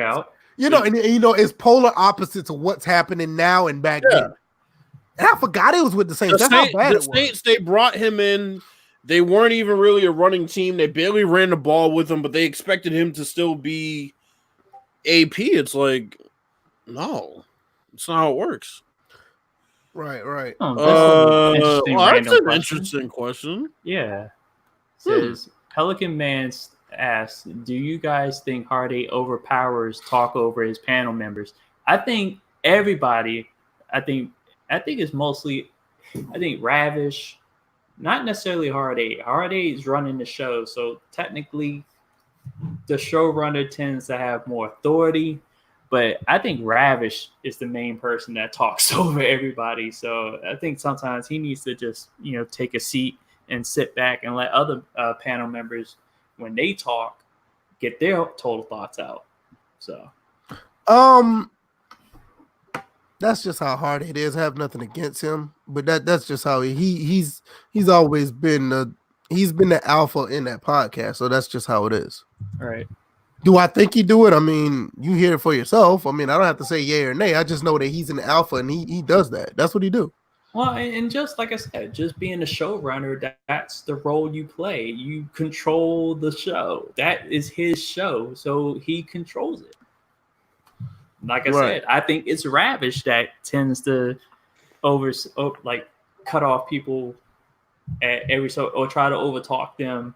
When you got other panel members that are making great points, and unfortunately, I'm going to target him and saying that I think he tries to overcompensate for the intellect that the female panelists show when they can't either counter him or when they speak. It's like he has to,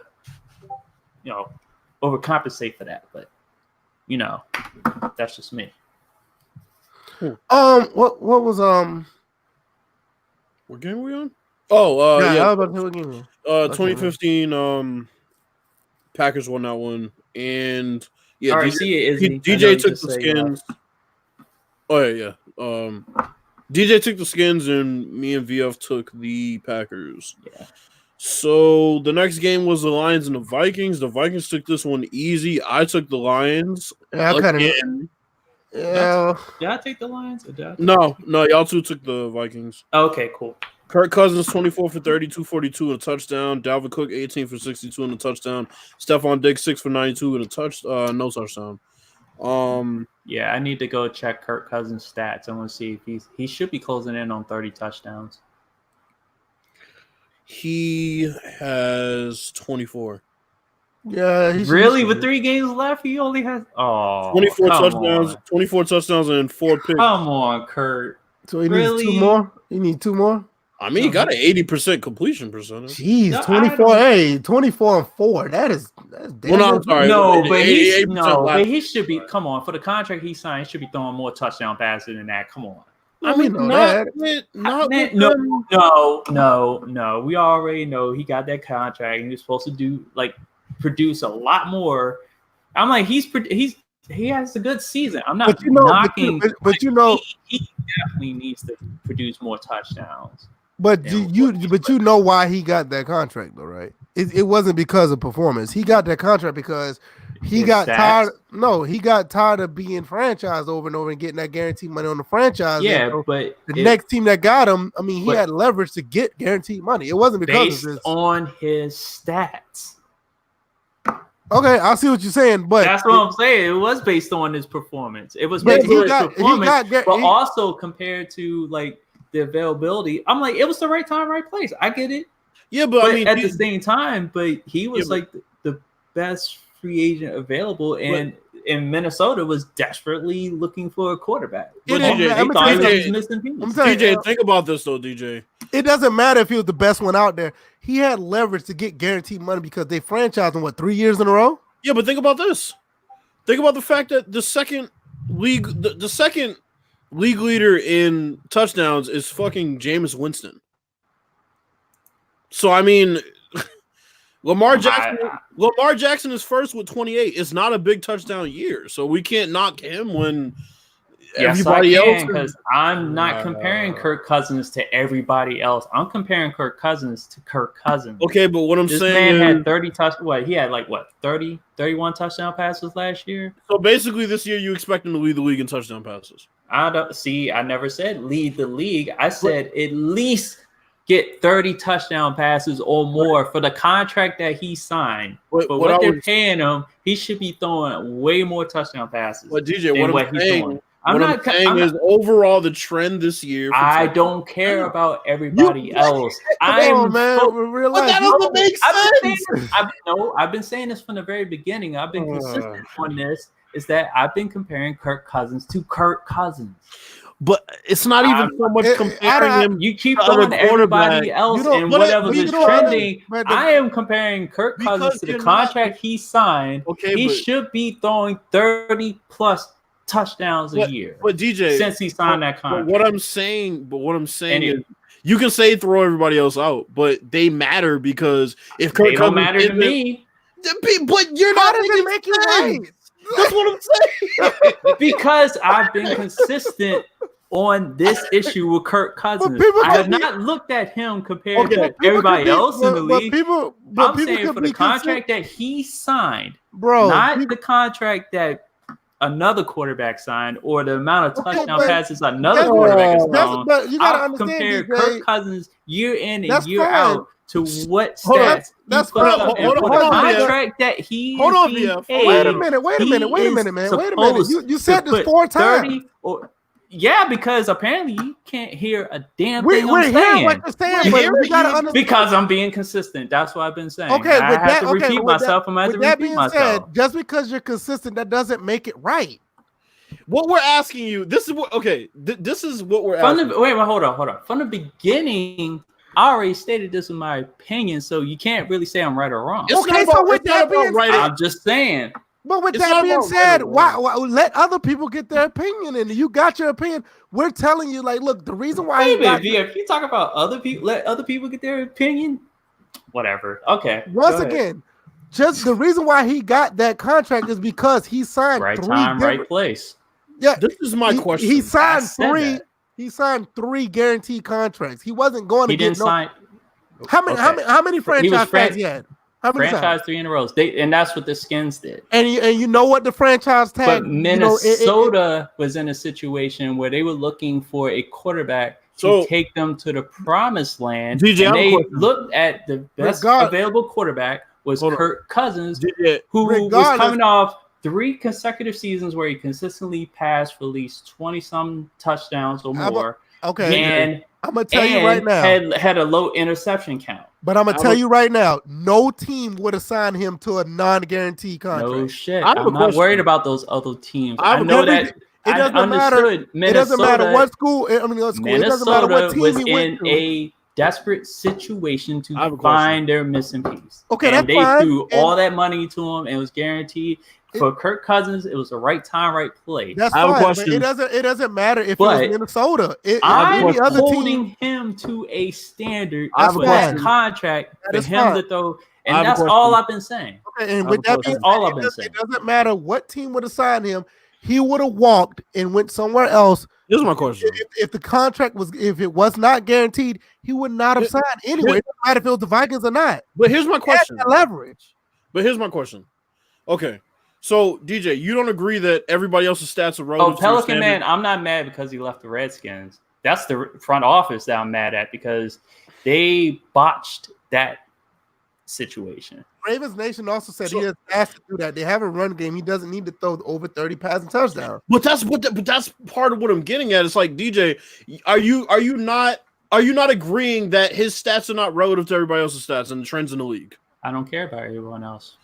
How many times do I have to say that? But I didn't ask who you care about. I don't care. That's I don't care. That's the crutch of it. I don't If care I'm not, who you care about. I'm You comparing him to Did you him. listen to the question? But what I'm saying is, if I'm not worried about anybody else, I don't care what But the did you trend listen to the is. question? But did you listen to the question? I didn't ask if you care. What I asked was, do you agree that his stats are relative to the rest of the stats in the league? I didn't ask if you care about them. I asked if you agree that those stats are relative to everybody else's stats in the league and the trends in the league. That's it. I don't have a problem with his stats being relative to anybody else. I That's didn't not say what I'm you have a looking problem. at. I said, do you agree that that is the case? That's by default. I agree with that. I don't think that he got this contract based on his talent. He got the contract because he did. I don't think and he it was did. the right time, right place. I think he got the quarterbacks out there. Wait a minute. He got this contract based on the other contracts he got prior to that. If it wasn't for, I'm gonna tell you right now, if it wasn't for those Minnesota was desperate to. Once again, it doesn't. Minnesota. It wasn't the fact that Minnesota was desperate. If he did not get those 3 guaranteed contracts, he would not have got another guarantee. At quarterback. But hold on. Like I said, he would not have gotten a guaranteed contract if it wasn't for those other franchise tags. But here's that nothing to do with his talent. But here's what I'm asking. But here's what I'm asking on. Okay, now if you're saying that it was because of his talent, you can't then say at the same time that it was because Minnesota was desperate to get a quarterback. It's one or the other. No. Wait a minute. Hold on. But before we go to the next, is this true that he's the only quarterback that with over 70 completions of his passes this year? I'm sure it probably is. Oh, then that's nothing to talk about. Then he's balling out. I don't know that issue. He's balling out. He's fine. If that's true, that's nothing to talk about. Here's the thing. You say that I'm not listening to and not acknowledging what the trend and what everything. I've been past, understanding the trends and stuff of the league, even with his own team. I've been focused on just him by himself, his stats compared year in and year out. The trend with him is supposed to go up, and especially with the contract that he signed, I would expect that trend to rise and be at least steadily above 30. I get what you're saying. That's all I was saying. I get what you're saying, but our response was just that we're looking at your expectations and saying, well, how could those really be fair expectations when the rest of the league? Oh, that's what we were asking. But I'm not asking him to throw 40 touchdowns. I'm just asking him to get above that 30 threshold. He did it last year. We act like the season's over. We're acting like the season's over. Forget about whether the season's over or not. My thing is, like I said, if you agree he's not the best quarterback in the league, if you agree that you shouldn't be leading the league, and you look at the rest of the league, then your expectations aren't really warranted this year because the trends are down. It'd be one thing if Jameis Winston had 37 touchdowns as it stands. He has 27 or whatever. But listen, he has 3 games. Kirk Cousins is right off that pace. He has 24, and he has a 1,000-yard rusher on his team. Jameis Winston doesn't. He got 3 games left, and he can average 2 touchdowns a game. He's going to get there. That's all I'm saying. I get your expectation. If he gets it, then what? Then why counter with the trending and stuff of the league? If my expectation, because your reaction to him having 24-2 was The same reaction I had to him when he was at this point, while with the Redskins. Okay, but I've had the same reaction. That's what I'm saying. I've been consistent on this the whole entire time. You've been consistent as far as the standard, but that's like me saying if scoring goes down and the highest scorer in the league in the NBA scores 25 per, I'm like, well, shit, why ain't James Harden averaging 25? It's like if he was never at any point doing that and leading the league, I can't hold him to that standard now as if he ever set that precedent prior. That's what I'm saying. No, I'm just saying. I was never the type of person that played to the level of the competition or the trend. I had my own expectations, and they had to rise every single year. I felt like it just needed to go up based on what he's being paid. What is his contract? What is his contract? Fully guaranteed 3-year deal, $89 million, or is it 83 or 89? Either way, it's fully guaranteed. So he's getting paid in the second year of it. He's getting paid what, 22, 20, 84 million. 84 million. So you're talking it was a 4-year deal. Guaranteed. No, it was a 3-year deal. It was a 3-year deal at 80 million. He's not getting paid as much as these other quarterbacks. He turned down 90 million. Because he turned down 90 million from the Jets. But it wasn't fully guaranteed. I mean, it's not. He got a fully guaranteed contract. He's not getting paid as much as these other quarterbacks. That's because the other quarterbacks waited and resigned after he kind of set the bar. Did he set? Now I'm about to ask you. Did he set the bar at 89 million? At 88? Yeah, because a lot of the quarterbacks didn't extend their contracts until after he signed. I don't think he set the bar. This is my thing. Look at the quarterbacks that were free agents that year and tell me who the Vikings would have signed. No, who would they have signed? No, I don't think. No, wait a minute. According to analysts, Kirk Cousins was the best available. Did he set the bar at the time? I don't think he did. He set the bar as far as the other quarterbacks as far as their extensions. You're talking about per year. You're talking about between 22 to 25 million a year that he was expected to make, and which he got. So the other quarterbacks, like your Aaron Rodgers, I'm trying to figure out who else signed their extension. They were able to get better deals on their extensions based on Kirk Cousins signing a fully guaranteed contract. So when he signed, was he the highest paid quarterback at the time? At one point, yes, he was. Oh, by the way, when I remember. By the way, I found that contract, and yes, it was fully guaranteed for the Jets, and it was $30 million a year, and he turned it down. I told you, Bills. I told you he was not. It doesn't matter where he went; it was going to be fully guaranteed because he was franchise tagged so many times. He had leverage. He said Mike just called, and the Jets came up to $30 million per year, fully guaranteed 3-year, and he turned it down. The Jets was a worse team than. And that was hours, and it said 4 hours in the free agency. So I mean. That's the reason why he got that type of contract. And it had nothing to do with his talent. It was because of what he went through in Washington. What? I'm about to say. I'm like, okay, you pulled out the stats on the Jets. He had a fully guaranteed contract on there. Okay, I can see it doesn't matter where he went to. He was going to be fully guaranteed. It based on his performance. So the Jets were willing to pay him more than what the Vikings were. I don't necessarily talking about now. You're looking at the fact that his performance was a factor, and just the right place. Wait a minute, Bill. I think the money was based on his talent. The fully guaranteed side was because of the contracts prior. I think Cousins got his money and was coveted based on the fact that was a sorry ass class for free agent quarterbacks. That's period. What I said at the beginning: right time, right place. I agree with that. I'm looking at the fully guaranteed side. That's what I was looking at. Well, I mean, so wait a minute. So you can only focus on one thing, but I can't. Oh, okay. I never said I'm just saying. What, DJ? What the fuck are you talking about? I never said that. I was getting no. Time out. We can disagree on stuff and everything, but don't put words in my mouth. I ain't trying to be funny or nothing, but I never said that. What's the next team? Yeah, what's the next team? 49ers and Saints. 49ers won 48-46. And I'm surprised this game was actually DJ took the Saints.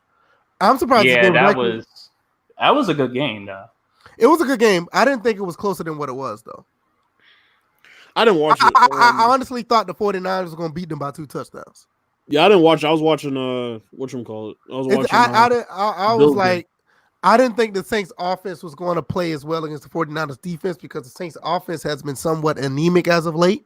Mm-hmm. Actually, it's been anemic, for the past few weeks, even with Drew Brees coming back. So for them to put up 46 is actually pretty good. I don't know, man. I care so little about the Saints at this point. It's like they do all this at home. They play so well at home. They look unbeatable. And then they either face a great team at home or they go on the road and they look like fucking frauds. So I don't even have much to say about this. The right team won. And it was closer than I thought it was going to be. That's what I was saying. I think the right team won as well, but it was a lot closer. Like I said, I thought the 49ers were going to win by at least 14 to 17 points. Yeah. I was highly surprised at that. The Saints, of all the teams I see going to the playoffs that are going to be division winners, the Saints are by far the most fraudulent, and that's in any division, even the fucking Cowboys or Eagles. I would see being more built for the playoffs than the Saints. Cowboys, yeah, but they need a coach, man. I think the team itself, yes, the coach is the problem. If Harday is not there or gone, which members would make you? Well, I don't listen to the podcast, so I can't. I don't, like I said, once again. I listen for Heartache, honestly. I don't have nothing against the members because I don't know them like that. Let me see. For me, Heartache would be number one. Maybe Dark Cloud. Number two would be Candace. Yeah, Candace. Number three would be Luca. Because the three of them, I feel, showed more maturity than the rest of them. I'm like, Dark Cloud, I'm like, he'd be 4, but the rest of them, it's shaky at times. But again, that's just me. What's the next game? Colts and the Buccaneers. Buccaneers took this 38-35, and DJ had the Bucks. We had the Colts. How the hell the Bucks won this game? I don't know. Jameis Winston. I had no clue. Jameis Winston somehow threw 4 touchdowns and threw his obligatory 3 interceptions. What he did? What he threw 4 touchdowns and 3 picks. He threw for 456 yards. What? And I just don't get when he has these random fucking outbursts. I mean, 3 picks. That's kind of his personality anyway. He threw to 9 different receivers. That's interesting. Well, their main receiver is now out for the season. Evans. Yeah, Evans is out. Goodwin is like their number 1 now, but he's a monster. So he had 7 for 91, but I don't know, man. The Colts defense is looking shaky at best if you're giving up 38 to fucking Jameis Winston. Mind you, they won and he threw 3 picks. It's like, what did you do with those 3 turnovers? Oh wow. Ugh. That's it. Next game was me and VF got a lot to say about this one. The next game is the Broncos and the Texans. Broncos took this one 38-24. Man, listen, this kid, we've been saying this from day one. This dude, Drew Lock, should have been the starter from day one. What the fuck, Vic? What his name? Vic Fangio? Fangio's bitch Vic ass. Fangio, whatever. Yeah. Fangio. I wasn't gonna say that, but close enough. Yeah. You said it. But why in the world they didn't start this kid? Because he wasn't ready. Because we'd rather throw him under the bus and break his confidence. You know what's funny thing is, mentally tough as he gets. I think some people don't recognize tag names, and when you draft a guy with the last name Locke, definitely gotta put him in. And look, they traded away. They traded away their best receiver, right? Mm-hmm. They're doing everything to possibly, I guess you would say, tank. And he's coming out here and throwing 22 for 27, 309, 3 touchdowns and a pick. He outplays Deshaun Watson. What did he do in his last game? Because he did pretty good in the game before. Oh, yeah. Well, no, he did okay. He did. He threw for 134, 2 touchdowns, 1 pick. Yeah, so I mean, he's easing into it, but not bad for his first game. And like I said, he doesn't have this wealth of talent around him that these other quarterbacks do. You know what I'm saying? Philip Lindsay's not really that steady. He had 16 carries for 51 yards. He's throwing to people like Noah Fant and Tim Patrick. Who's Tim Patrick? Who the fuck is Noah Fant? Exactly. Noah Fant. Exactly. I mean, I don't even know who these guys are. There you go. Kareem Jackson had a 70-yard fumble return for a touchdown. That would have been interesting to watch. 70-yard fumble return. Yeah, that's not a good loss for the Texans at home at all. Nah, that was horrible. Pelican Man says sounds like VF like AGS Light. I've never listened to AGS Light, but I don't know Hard 8, but me and Hard 8 has I have talks with Hard 8 for over probably about 9 years now. So it's not about the podcast. I've known of him. Me and him actually talk on Skype or other places for years. So it's not just the podcast. I know enough of him. It's not about his content. But nevertheless, I'm not gonna lie. This might be the worst week of picks we've ever had. I think so. I was looking at it. We're all over the place, right? We all picked the Texans. We all picked the Jaguars. That's the next game. They lost 45-10. How they lose 45-10 to the Chargers? Because they don't have an answer quarterback. Phillip Rivers, everybody's favorite quarterback, 16 for 22, 314, and 3 touchdowns. Austin Eckler had a huge run I saw, or I think he caught a screen pass and took that to the house. He had 8 carries for 101 yards. And he caught for 112.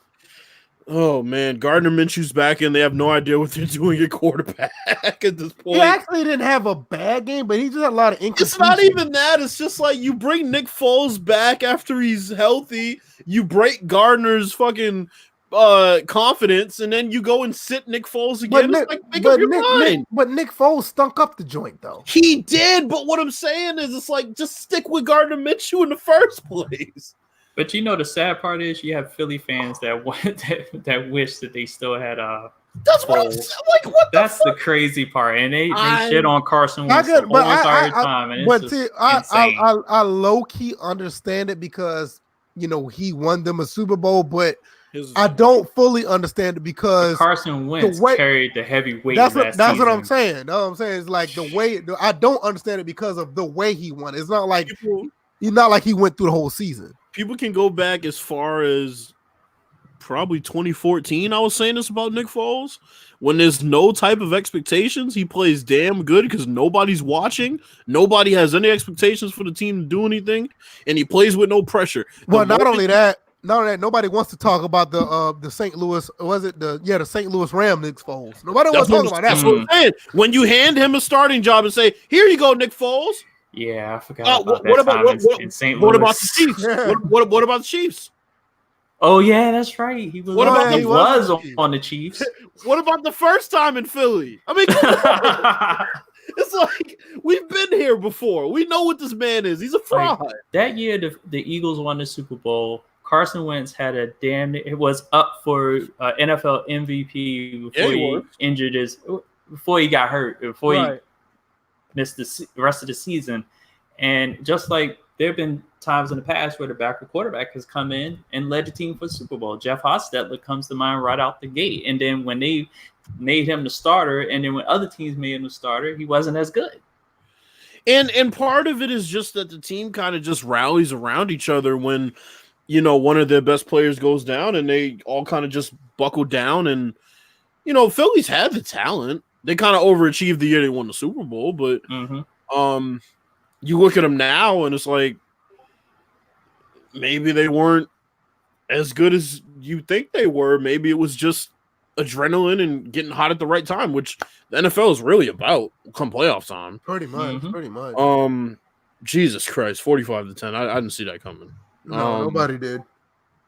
The next game was the Titans and the Raiders. Oh, look, another one I got wrong. I picked the fucking Raiders. Why? Wow. 42-21. Ryan Tannehill is still balling out right now. Marcus Mariota is somewhere fucking knee deep in Grey Goose or whatever. But the thing is, honestly, Tannehill never was. Monroe at the same bar.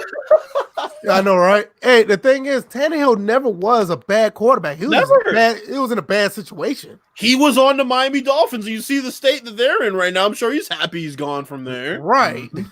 I mean, that guy was carrying. I mean, and he tried his best to carry it. He can't stay healthy. They were saying, which I agreed. He was getting hurt a lot, but I just think back to when Tannehill was first drafted, and he was drafted as a savior of the franchise. And for a year, it looked pretty good, but he started getting hurt. The team started deteriorating and trading away pieces. They fire coaches left and right, and now he's in a pretty good situation. He has a good head coach. Marcus Mariota has no chance of getting the fucking job back. Stop, please, stop. Oh, God. But yeah, Marcus Mariota. It's this dude on Twitter. He's playing these old retro games in 16:9. That is so ugly. Oh, God. Put the shit in 4:3 like it's supposed to be on an old TV. Like he's playing Tecmo Bowl and that shit looks stretched. Oh my God. It looks so ugly. Put the shit back in 4:3. I know I'm screaming to this damn picture. Well, I think we've done enough screaming on this podcast. But Derrick Henry, one of his random games, 18 carries, 103 yards, 2 touchdowns. AJ Brown, they definitely found a number 1 receiver. 5 catches, 153 yards, 2 touchdowns. He had a couple games like that this year. So Tennessee's they might fuck around and make the playoffs. Yeah, they got a pretty good nucleus. They're 8-5. I don't see why not. Like I said, they got a good young head coach. Mike Vrabel's a very smart guy. It seems like the team likes playing for him. And Ravens Nation asks, is anyone getting the GOAT Madden 21 on release? No. I will say I don't know what he's talking about, but I will say if I still have EA Origin on PC, I automatically get it by default. It's not like I'm going out to buy it, but if I still have the subscription up, I'll have it. But it's not because of Madden, because Origin PC has some very good games on there that has nothing to do with Madden. I'm not purchasing Madden until the PS5 or Scarlet, whatever the fuck they want to call the Xbox, comes out, and hopefully it's a completely different experience. And if not, if I hear it's not, then I won't be getting it. It's that simple. To be determined. By the way, oh my God, I want to push over this guy's TV for having the shots. By the way, side note, AO Tennis. I know a lot of people didn't play the first one. Yeah, the second one's out. Yeah. The second one's coming out January. It actually doesn't look too bad. I think they got some licensing behind the game. They got a lot of new licensing. They've done some things to the movement. It looks pretty good. It looks better than last time. Last game wasn't that bad. It was after the patches. I mean, God, before the patches, VF. Whew. Yeah. They were not good. And I had that shit shipped in from fucking Japan. That's when you couldn't even buy it in the US. I got it. What's the next game? So much disappointed in that grind. I'm looking at the next 3 games we didn't cover, and I really don't want to talk about them. Steelers and the Cardinals. Steelers took this one 23-17. Not much to see here. Kyler Murray, 20 for 30, 194, 2 touchdowns, 3 picks. I don't have nothing. I don't either. The Steelers are still hanging around. They might make the playoffs. What do you fucking do? At 8-5, they're looking good. Mike Tomlin is doing what he can to keep his job, which is actually a big surprise.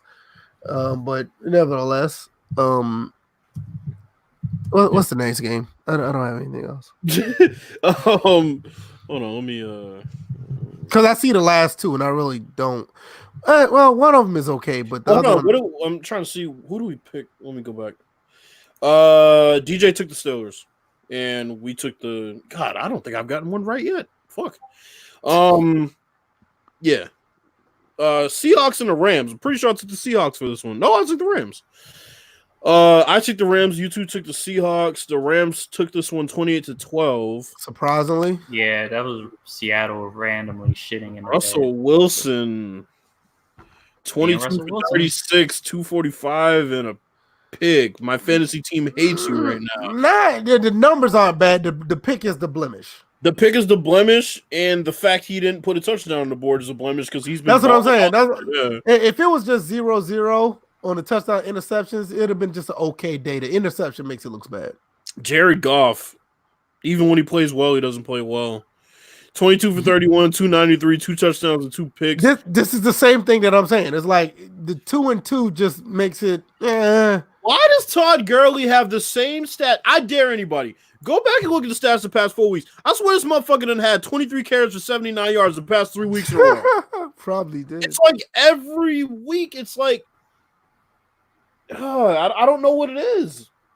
Get this man some. I don't even know what it is. I don't know if they don't have 19 for 95. Whoop-de-doo. That was the week before. I don't know. Is it him or is it their line? I don't know what it is. Is he not as good as, I don't know. Ravens Nation says, shame how quick the Legion of Boom of dismantle was fun while it lasted. Well, you look at everybody look at everybody that was on the Legion of Boom. You had Richard Sherman, you had Cam Chancellor, Brandon Browner, he's out of the league. Earl Thomas, he's still playing pretty well. And you had Cam Chancellor. Cam Chancellor has a career-ending injury. He can't play again. Well, and I called it. I called that they were going and putting the ball in Russell Wilson's hand and making it his team when they got rid of Marshawn. And they said, not only that, they ended up having to pay that guy too. Y'all gotta understand the Legion of Boom was around when Russell Wilson was on a rookie contract. Yeah, but Wilson, I mean, the day you sign a quarterback to their long-term deal, the defense is going to take a hit every single time. Of course, but at the same time, that's why Brandon Browner was out of there. I'm just looking at their team and how it was set up to how it's set up now, and it's like I said, when they started throwing Marshawn under the bus a little bit after that injury and he came back, they're like, well, how are you going to integrate Marshawn? Marshawn gonna have to figure out a way to integrate himself. What? That motherfucker built y'all's franchise. No, I do agree with that. By the way, you changed the offense. I do agree with that, but that I ain't gonna say that has nothing to do with. They changed their entire team, bro. Once they moved from Wilson throwing the ball 40 times, and he used to throw the ball like 30 times, and now all of a sudden it's like you're putting the ball in Russell Wilson's hands late in the game. You're not running the ball. It's like they were moving away from that grit and grind defense. I think me and you are looking at the same solution, but we're looking at it from different angles. Because my thing was soon as Russell got his contract, at least 2 guys from the Legion of Boom had to go.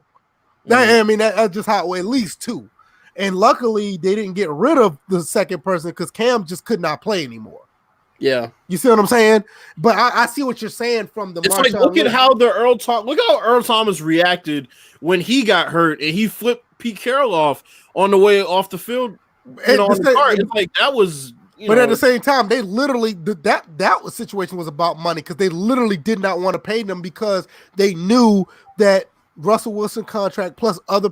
See, the thing about a quarterback when you sign them to a long-term deal, the thing about it is you still have to play You still have to pay the players that's on offense so he can thrive. Yeah.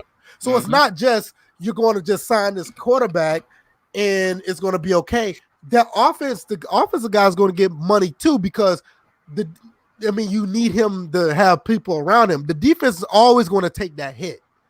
You know what I'm saying? It's a completely different team, bro. I mean, I agree. You look at the guys that carried the weight for that team. Baldwin, career-ending injury, it seems like. Tate, gone. Right. Sherman, gone. Browner, gone. Chancellor, retired. It's just different, man. But yeah, I'm telling you, the next team that's gonna go through that is the Chiefs. Yeah, the Chiefs is the next. Their defense is not that good anyway. But watch, once Pat Mahomes get paid, Tyrann Mathieu is gone, and if they do keep him, other people on that defense are gone. They thought that one trade for fucking Frank Clark was gonna do something to shore up that defense. Ravens Nation just said it right there. Michael Bennett, another one. He was a casualty of that. Of the Seahawks signing, it's just going to happen. And they're going to try their best to keep DK Metcalf. They're going to try to keep Carson at running back. They may try to keep a couple of linemen, but I'm telling you, the tight end. I ain't gonna say the tight end because Graham was gone. Graham's gone too. Yeah, I was saying because he's been in the package a couple of years. I'm just saying they're not in the business of re-signing Russell Wilson. Let's go to the Chiefs. Like I said, once because Kelsey, he's probably going to be a casualty because he's going to warrant money. Shady might stay because he's older. I don't see them holding on to Tyreek Hill. I will be surprised even if they do. If they hold on to Tyreek, they hold on to Kelsey, and let's say they hold on Pat Mahomes. that whole defense is going to be a bunch of. They're going to be a bunch of. They're going to be a bunch of losers on defense because they're just not going to have nobody to sign. Make no mistake, Mahomes is going to get $300 million. Yeah, I think it's going to get 2. I don't think he's going to get 3. I think he's going to get 2. Maybe somebody already got 245, didn't they? Who got 245? Somebody got not 245. They were saying that he was gonna get They said he was gonna be the $200 million man. I remember them saying. Oh yeah, nobody ever got 200 million. I'm getting mixed up with the NBA. Yeah. He's gonna get 200 million, which would be the biggest contract ever. Right. So then when you look at the rest of the team, it's like they're done. Ugh.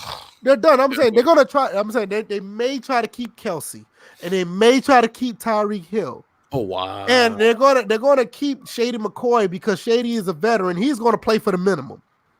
Yeah, but even trying to keep Tyreek and trying to keep Kelsey's gonna be a stretch with that. Mahomes' contract's up this year. Let me look. Or it's gotta be this year or the year after. That's gonna be interesting. Let's see. He signed in 2017. Oh, listen to this. In 2017, he signed a fully guaranteed 4-year contract. That's it. I didn't know that.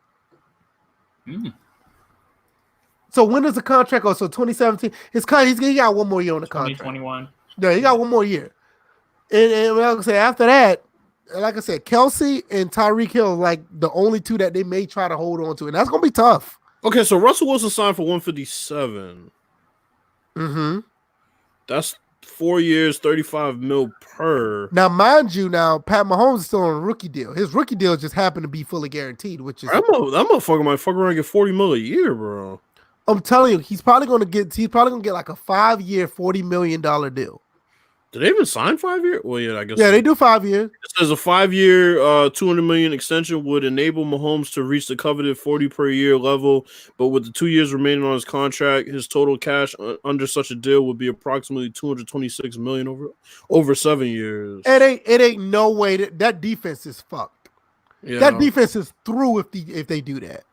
Mind you, they already fucked, but that was just right. That's what I'm saying. That's what I was saying. After they played the that game before, when the defense like cost them a game, I put it out on Twitter and I got like 100 likes on it because people know. They're like, look, as soon as they get that contract, bro, they're not gonna be able to sign nobody on defense. They're gonna try to sign a few guys on offense just to keep him with enough tools to be successful.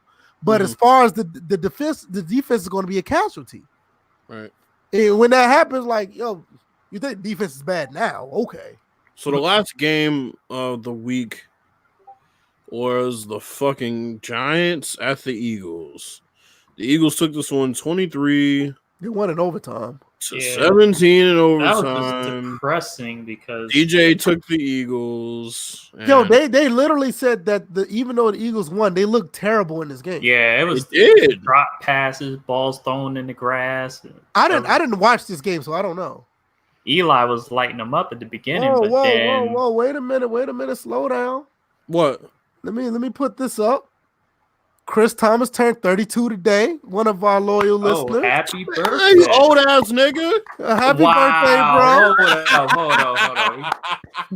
Yeah, we're not gonna do that to him. Happy birthday, bro! Hey, listen, dude. Happy birthday, bro! Chris Thomas has been like the first guy been with us ever since we've been live, and he's been loyal every time. We appreciate that, and happy birthday, bro! I wish you would have said something earlier, man. I'm just saying. I wish you would have said something earlier. Bill, sing. I'm not singing. Man, I ain't singing to that man. Hey, he's a loyal listener. I think. Man, we don't sing the dudes around here, bro. We don't do that. That shit gay, bro. People are gonna be buying. Men are gonna be buying your singles too. So yeah, but they ain't gonna be buying me singing "Happy Birthday." Hey, and I don't want to think. Saying. We don't want to think, and we love all the supporters of every platform that we run, but we don't want to have that image of a guy buying this guy's music because they think that he's singing to them. Man, he can't get a birthday song. Happy birthday no, to you. No. Happy birthday to you. Birthday. No, I had to Chris mute him. He wasn't about to sing Happy that, man. birthday to I had to you. mute him, bro. We're not doing that. I'm gonna just tell you like this. I wasn't even singing for real. I was singing. I was joking. It was just around. reciting the song. Right. It wasn't even. Damn. I'm gonna say it like this. Chris Thomas, happy birthday. That's enough said. Man, you an asshole. But Pelican man asked who's playing Division 2 of the new Ghost Recon. I think DJ was playing Division 2 at one point. Well, I still play it every now and then. But Ghost Recon, the new Ghost Recon, absolutely not. We saw a dude do a live stream of the Ghost Recon. And because a little behind the curtain, seriously, because all three of us said, like, look, we're going to probably get this game. We could probably get this game. We'll stream it for you guys. We actually thought about it. And when we saw how the game was going, we was like, fuck that. We're not playing that shit. Fucking plane simulator. Yo, the helicopter simulator. The helicopter was smoking for like at least 10 minutes. Right. And then when they finally get to the ground, they're just walking around with guns with nobody to fight. This nigga gets out. He's over here in grass grazing like a fucking cow. He ain't doing nothing, just standing there. And then finding out that you can actually kill the lead villain within the first few moments of the game. So another victory. Okay, that's all. Now that's flat out awful. Right now we because we this saw is the only game they've done this. Now we saw the trailer. We thought the trailer was gonna be fire. Like, look, man, we're gonna look at this game. All three of us could get together. We could go ahead and stream this for the guys who watch the podcast. We saw that shit. Like, nope, we good. I haven't heard or seen anybody playing that game. Nobody plays that game. That game is trash. Like they've had to do some rethinking. One of the things that people are angry about at the beginning was the fact they took the AI partners out the game. And it was just like, and they sat there, it was like, well, we intended for everybody to just like partner up with friends. I'm like, partners up with friends anymore. Speaking of Ubisoft, isn't that Watch Dogs that new Watch Dogs that's supposed to be a launch title for I think it's supposed to be a little launch title for the PS5. I have no idea. I heard about it. I think saw a trailer of it, and I was interested for like 2 seconds, and I remembered that the second Watch Dogs was complete fucking ass. And I remember the downgrade that the first Watch Dogs got. I mean, God, I'm telling y'all, for y'all who haven't seen, man, go back and watch Watch Dogs at E3. I think it was not 2012, maybe 2014. See, Pelican Man even knows. He said he saw it and it was $19. It was $19. That's everything you need to know right there. Getting that NBA Live price drop, baby. Because I honestly, when I saw the guy was live streaming, I honestly thought it was a beta, but it was the full game, and that game looked so bad. It was like, are they gonna shoot anybody? Bills like, that's what I want to see. Are they gonna shoot anybody? And they were like sitting in the grass, just walking with nobody to talk to. It was bad. This look like I could do this shit in Red Dead Redemption if I wanted to. I'd probably have more fun. Right. Walk in the damn grass. Chris Thomas also put up, said, thank you and sorry, took my lady out the bush. Why did you ain't gotta apologize for that, bro? Oh, by the way, you good, man. You good. That's dope, bro. Thing. More breaking news. Apparently, as of March 9th, 2020, the Fight Night Round 4 servers are gonna pop back shut up. Down. Shut down. Hold on, Fight Night Round 4 or Champion? Fight Night Round 4, which is why I don't know why people care about this. I just realized that Fight Night Round 4 is a champion. I'm about to say, those servers are still up?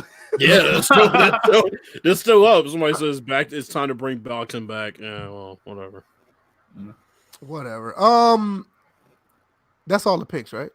Yep. Yeah. Okay. Did y'all see the Resident Evil trailer? Yes. I saw the graphics. I can't wait for this game. Bro, I can't wait. Yo, whoa. Hold on. You see what Chris saw? Y'all saw my Bucks. What do y'all think about them comparing Peyton Manning to Jameis Winston? What? Who? Like, who was comparing? No. I gotta look this shit up. Hold on. I ain't got nothing. I was while he's looking that up, I was just gonna be quiet the whole time. I have nothing to say about that. Who was smoking crack today? Oh God. Oh boy. So apparently it's because he's closing in on some record. Apparently, that Peyton Manning has. Really? Most interceptions and That's his 5th pick six thrown this season. Oh God, I knew it was a bad stat. Yeah, so apparently Peyton Manning threw 6 pick sixes in 2001. Well, didn't Matt Schaub do that before too? Apparently not. If Jameis throws one more, no. The thing was the fact that what's his name? Matt Schaub did it like in 3 games in a row or something like that. That's what it was. Yeah, that's awful. Yeah, he did. He threw like 3. He threw like pick sixes 3 games in a row. Nothing's worse than Jay Cutler throwing 4 to one guy. Yeah, that's 4 to D'Angelo Hall. Right. But yeah, Resident Evil 3. Yeah. Oh yeah. I saw the trailer. I'm in love with it. I ain't got nothing else to say. I really want. What I want to see. I want to see how people really feel about Nemesis chasing them around. If they was mad about Mr. X, crying. No, you thought Mr. X was bad. Crying. You thought Mr. X was bad. And then the devs sat there and said he has other ways to track you, more ways to track you than. But if you played the PS1 version, that's exactly how it was. And on top of that, he had a rocket launcher. Like shit. Like, bro, you thought Mr. X was bad just walking around after you, bro. And here's the thing: he has a rocket launcher, but your view is a little closed in over the shoulder versus a fixed camera view. I wonder how you're gonna getting around, dodging. Bro, if you're running away, launches. if you're running away from him, you're done because you can't see. Yo, Resident Evil 3 is probably like one of my favorite Resident Evils. Personally, the 4 is my favorite, but 3 is like right behind it. They've done a great job remastering them. Yeah, Resident Evil 2 is my personal favorite of all time. Yeah, 2 is good too. Jeez, man. But if tank controls, I'll probably say 3, but 2 is right behind that spot. But overall, 4 is my favorite. Well, when they redid, like before they did the remake, when they did the updated versions, they actually freed up the controls a bit. Yeah, they did. And then of course with the remake, they knocked it out the park. The control. Yeah, the new game. I'm like. The new Resident Evil 2 is like that phenomenal. Let me tell you something. Capcom, you talking about a bounce back company? When after Street Fighter 3 came out, now mind you, Street Fighter 3 came out in 2000. No, it was 99 or something like that.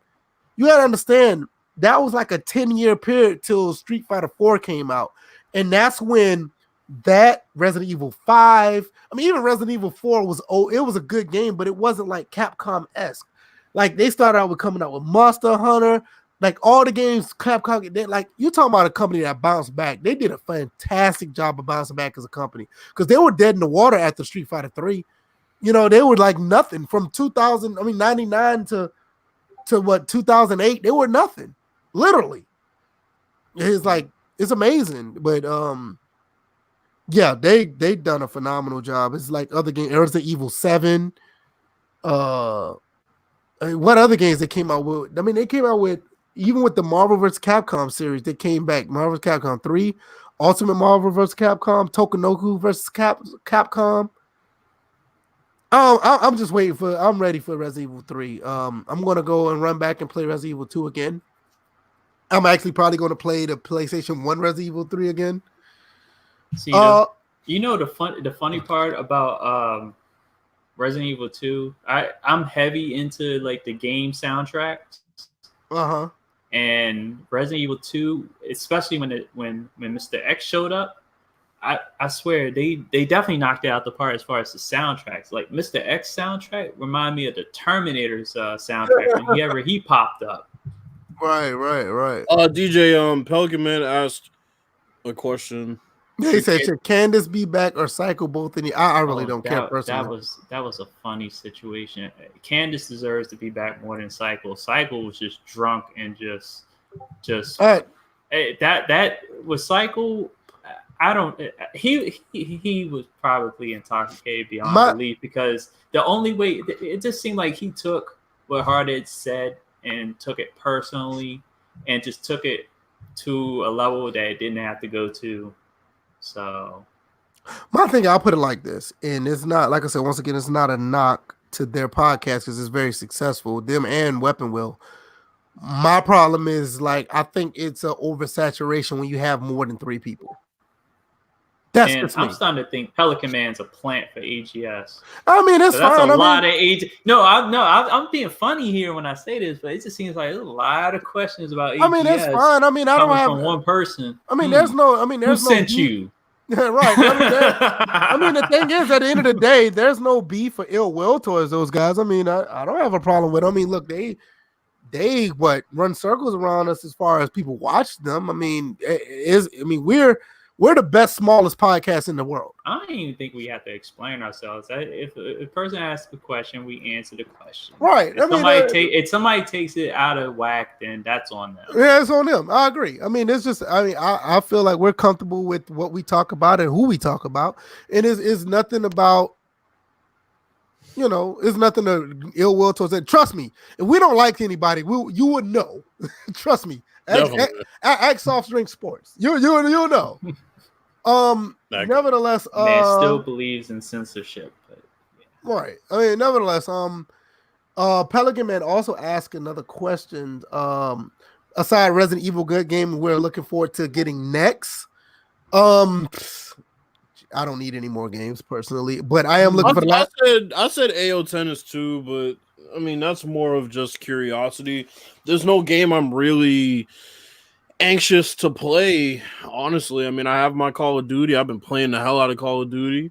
FIFA 20 is my new game. Like I went back and played that after this latest patch. So I'm waiting for the next Splinter Cell game.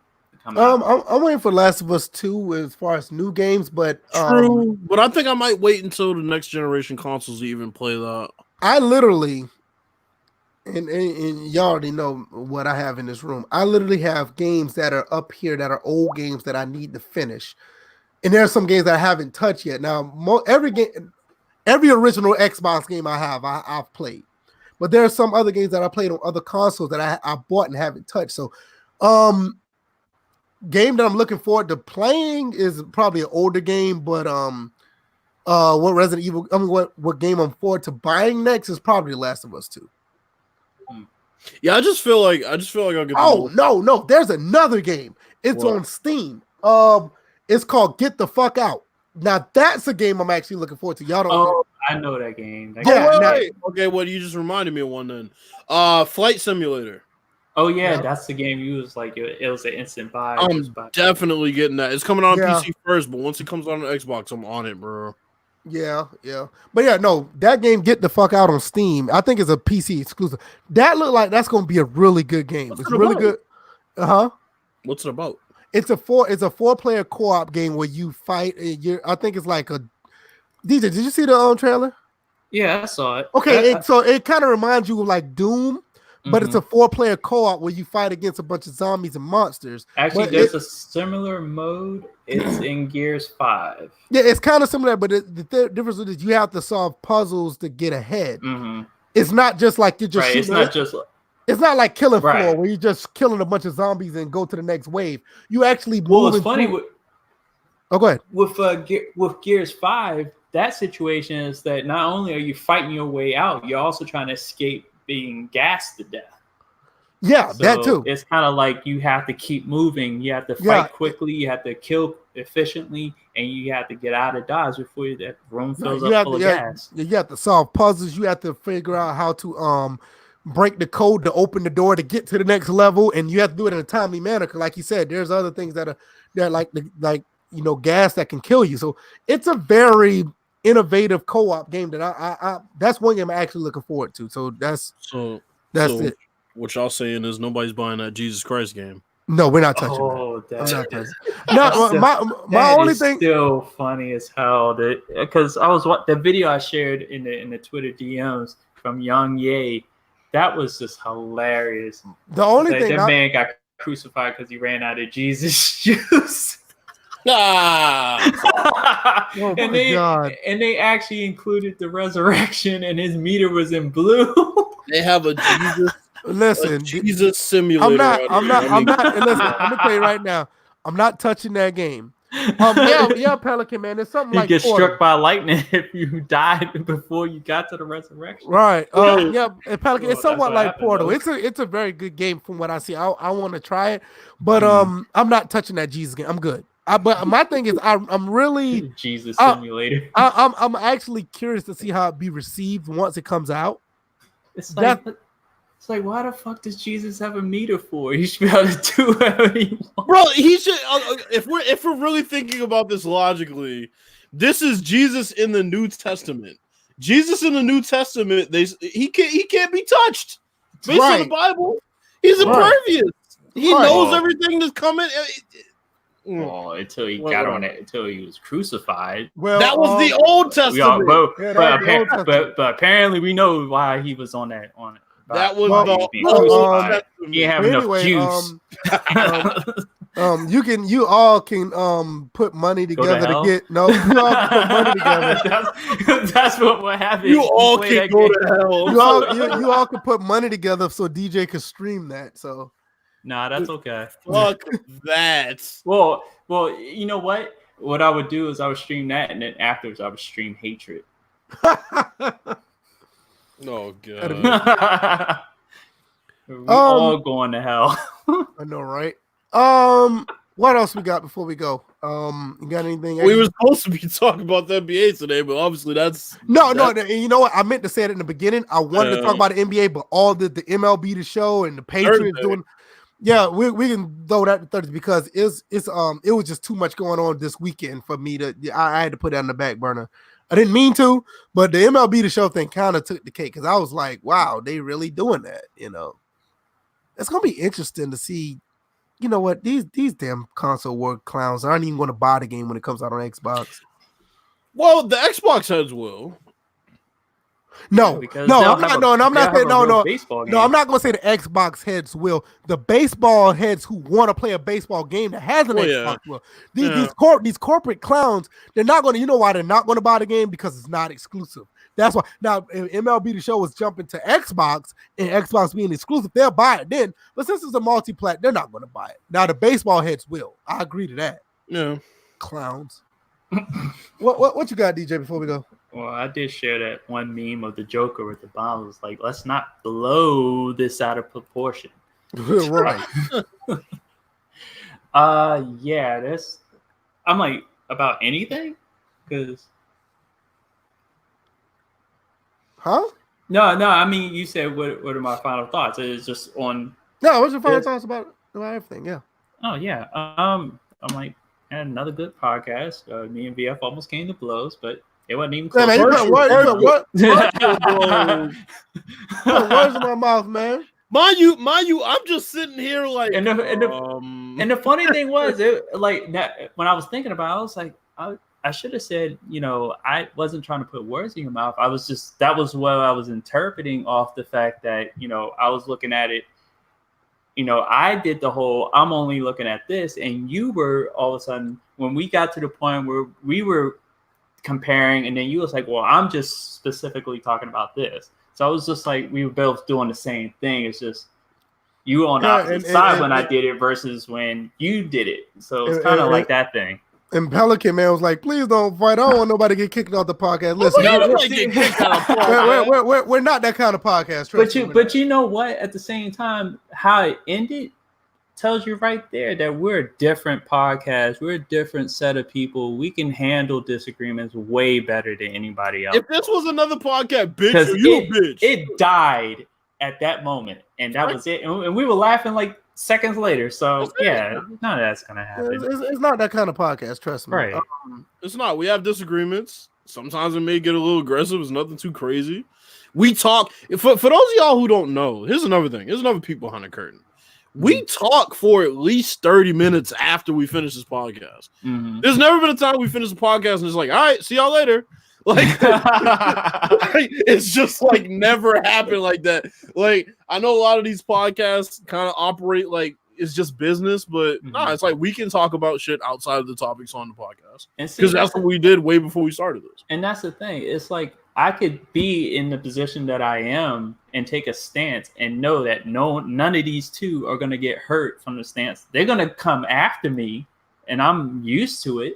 But the thing is, my feelings aren't going to be hurt. VS feelings aren't going to be hurt. Bill's definitely doesn't give a fuck about feelings being hurt. His feelings ain't going to be hurt.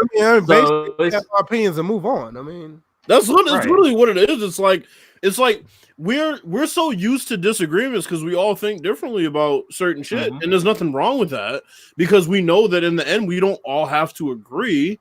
We just have to understand what the other person is saying. And then from there, you just kind of just agree to disagree and move on. It's a mutual respect between the three of us that I don't think other podcasts have between panelists. And whether it's 3 people, 5, maybe 10 on the podcast, if that mutual respect is not there, it's going to fall apart real quick. That's but that's another question for another day. Pelican Man, I'm not answering that question. I'm sorry. That's not for me to answer. Yeah, somebody sent him. He definitely is a plan. Yeah, I mean that's not for me to answer. That's a loaded question. I mean, for me to talk about another man's feelings, that's not my expertise. Hold on. Here we go. Pelican Man, how do you feel today?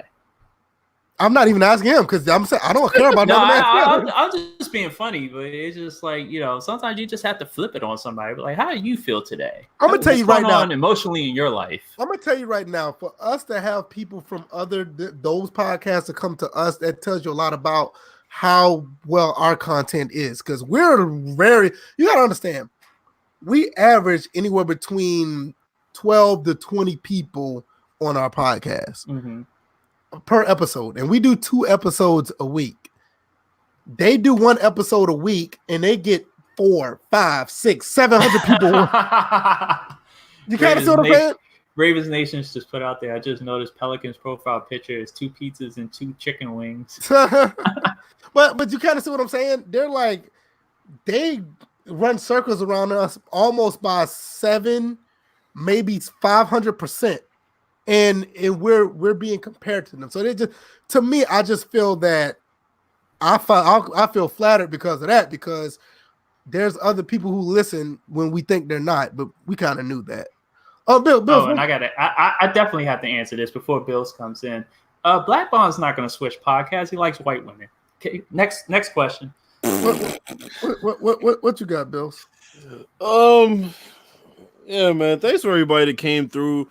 Hopefully we got a new loyal listener in Pelican Man MD. Hopefully we answered everybody's questions. There were a decent amount of questions today. Not as good as the first Q&A, which is why we started this, but we're not going to get into that. Just shout out to everybody that came, and we'll be back on Thursday with some NBA talk for those who have been keeping up. And more picks. Yeah. Hopefully this week is as good as last week as far as the quality of games. Well, the quality of games was okay, but our picks was terrible. our picks were fucking just straight ass, but disgraceful. But when you look at the quality of games between the Ravens and the Bills was a really good game. Saints and the 49ers, some people are saying that's game of the year. So I mean, but I tell you what, I picked the Bears to beat the Cowboys, and I knew exactly how it was going to go down. So I'll take solace in knowing that I called that one exactly the way it played out. Y'all next to give. Yeah, he just roasted on it. Y'all next to give yourselves a bye week on these picks. Y'all did horrible. Well, that was the first week, to be fair. I mean, we've been pretty good on these picks, bro. If you go back and watch the other episodes, we did take an L on this one, though. That was fucking. I think we got like 2, right? Maybe 3. I think DJ got the most because he had a couple where he went out on a limb. I think he got all those right, but oh god, I mean, some of those were just atrocious. And going out on a limb, that won me a couple of free jerseys in 2 consecutive years in a Pick'ems league. So that's what you gotta do sometimes. I got a free RG3 jersey and I got an Art Monk jersey. Oh, that's cool. All right, if y'all don't know already, if y'all came late or whatever, or y'all listen now, we are actually dual streaming on Twitch as well. Couple people came through on there, but we're going to continue to do that. I'm going to tell you one thing I'm not going to do, and nobody said anything about this, and I'm mad at the people who watched my live stream of the other when I live stream NCAA football. Let me tell you something. You live stream a video game with this StreamYard shit. The quality is so bad. Oh my God, it was terrible. Never again. I've never go back and look at my video on YouTube or Twitch. It doesn't matter. The quality is so bad when you try to run a game through this mechanism. No, it looks like it's in 360p. It looks horrible. Damn. Will not do it again. But as far as this goes, this is great. You can catch us on Twitch or YouTube. Also, iTunes and SoundCloud if you want to download. I'm in the business of giving you guys options. And I'm not talking about just viewing options. And I'm just going to leave it at that. I'm going to talk to these guys behind the curtains, but just keep that in the back of you guys' mind. WWE 2K20 thoughts. We did that about 4 episodes ago. We're good. Thursday, we will talk about the NBA. We're going to do our NFL picks. Anything else that comes about as far as sports and sports gaming or just gaming in general, that will be added to the list. But I think that's pretty much it.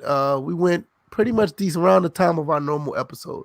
Thank you guys for coming through. Thank you, Chris Thomas, for coming late. Happy birthday to you. Yeah, happy birthday. Pelican Man, thanks for the questions. And welcome. Wait a minute. What was that tone of voice you just thanks for the question? What was that? Yeah, the questions was weird. I'm sorry, they were. He wanted to know how we feel about AGS. Shit. They still were weird. Ravens Nation, thank you for coming through. Izzy as well. Who else came through? Izzy came through. Daniel Daly. I don't know if he's still here. Noble's angry ass came through for 2 seconds. Yeah, Noble came through. That's how long anger at lasts. Daniel Daly has become a loyal listener. We would appreciate that. Thank you, Bills, for bringing him through. Yeah. I do need to update the update the playlist. I will do that tonight. Yeah, I know. I'm just talking too fast. Update the playlist. I'm going to do that tonight. So if you want to, on YouTube, the actual archives will be up on Twitch as well because they do that now. Like I said, iTunes, SoundCloud. We'll see you guys on Thursday. NBA talk and other things. So you guys take it easy. Peace. Oh, one last. Oh, go ahead. What you say? What you gonna say before you end? Lizzo, if you want to wear that stuff, I was gonna NBA stadium. Come on, go man, to the beach. Man, damn it, and go somewhere. Man, why you do that, man? I was gonna say something. I wasn't, man. Nah, man. I wanted to sidestep the fuck out of that. That was I don't think you'll be able to sidestep that. Fat bitch. No, man. Whoa. fucking Rikishi looking bitch about to give somebody a stink face. Like, why? this, I know. I need to know who was the cameraman at the game who actually put that on the screen. Disgusting. They put it on the kids screen in the stadium, and it's just like if you want to dress like that, that's attire for when you want to go to the beach. I mean, you was already put on notice that this whoever this is came through with that attire on because they already had it when they was walking backstage or walking to the seat. And then on top of that, had a hole in the pantyhose. Bro, but when they went to the seat, now anybody who been to a game, when they have their little timeouts or commercial breaks or whatever, they focus on certain people in the crowd. Who was the cameraman that focused on that? They need to get fired. That fat ass whale. They need to get fired. I'm sorry. They need to get fired for focusing on that because they gave it and then they knew they fucked up because they turned around and she decided to show her ass and twerk. Yo, I don't even call it twerk. She just jiggled. And for anybody that says I'm body shaming, you're fucking right. I am. She's a bitch. She's always been a bitch. She's showing herself to be a bitch now and a hypocrite. And she's fat as fuck and has no business out here dressing like that. She's a fucking industry plant, but that's a different story. I can go on a rant. I look at it like this. Look, you can be proud of your body, but at the same time, there's a level of appropriateness that must be proud. No, listen, when bro. Hold on, no. But when you're at a basketball game with a bunch of kids around, you have to think about that too. No. Like I said, her attire is like appropriate for going to the beach. Or going out to like a beach nightclub or something. No, a nightclub. You can go to a nightclub dressed like that. Wearing that is not being proud of your body.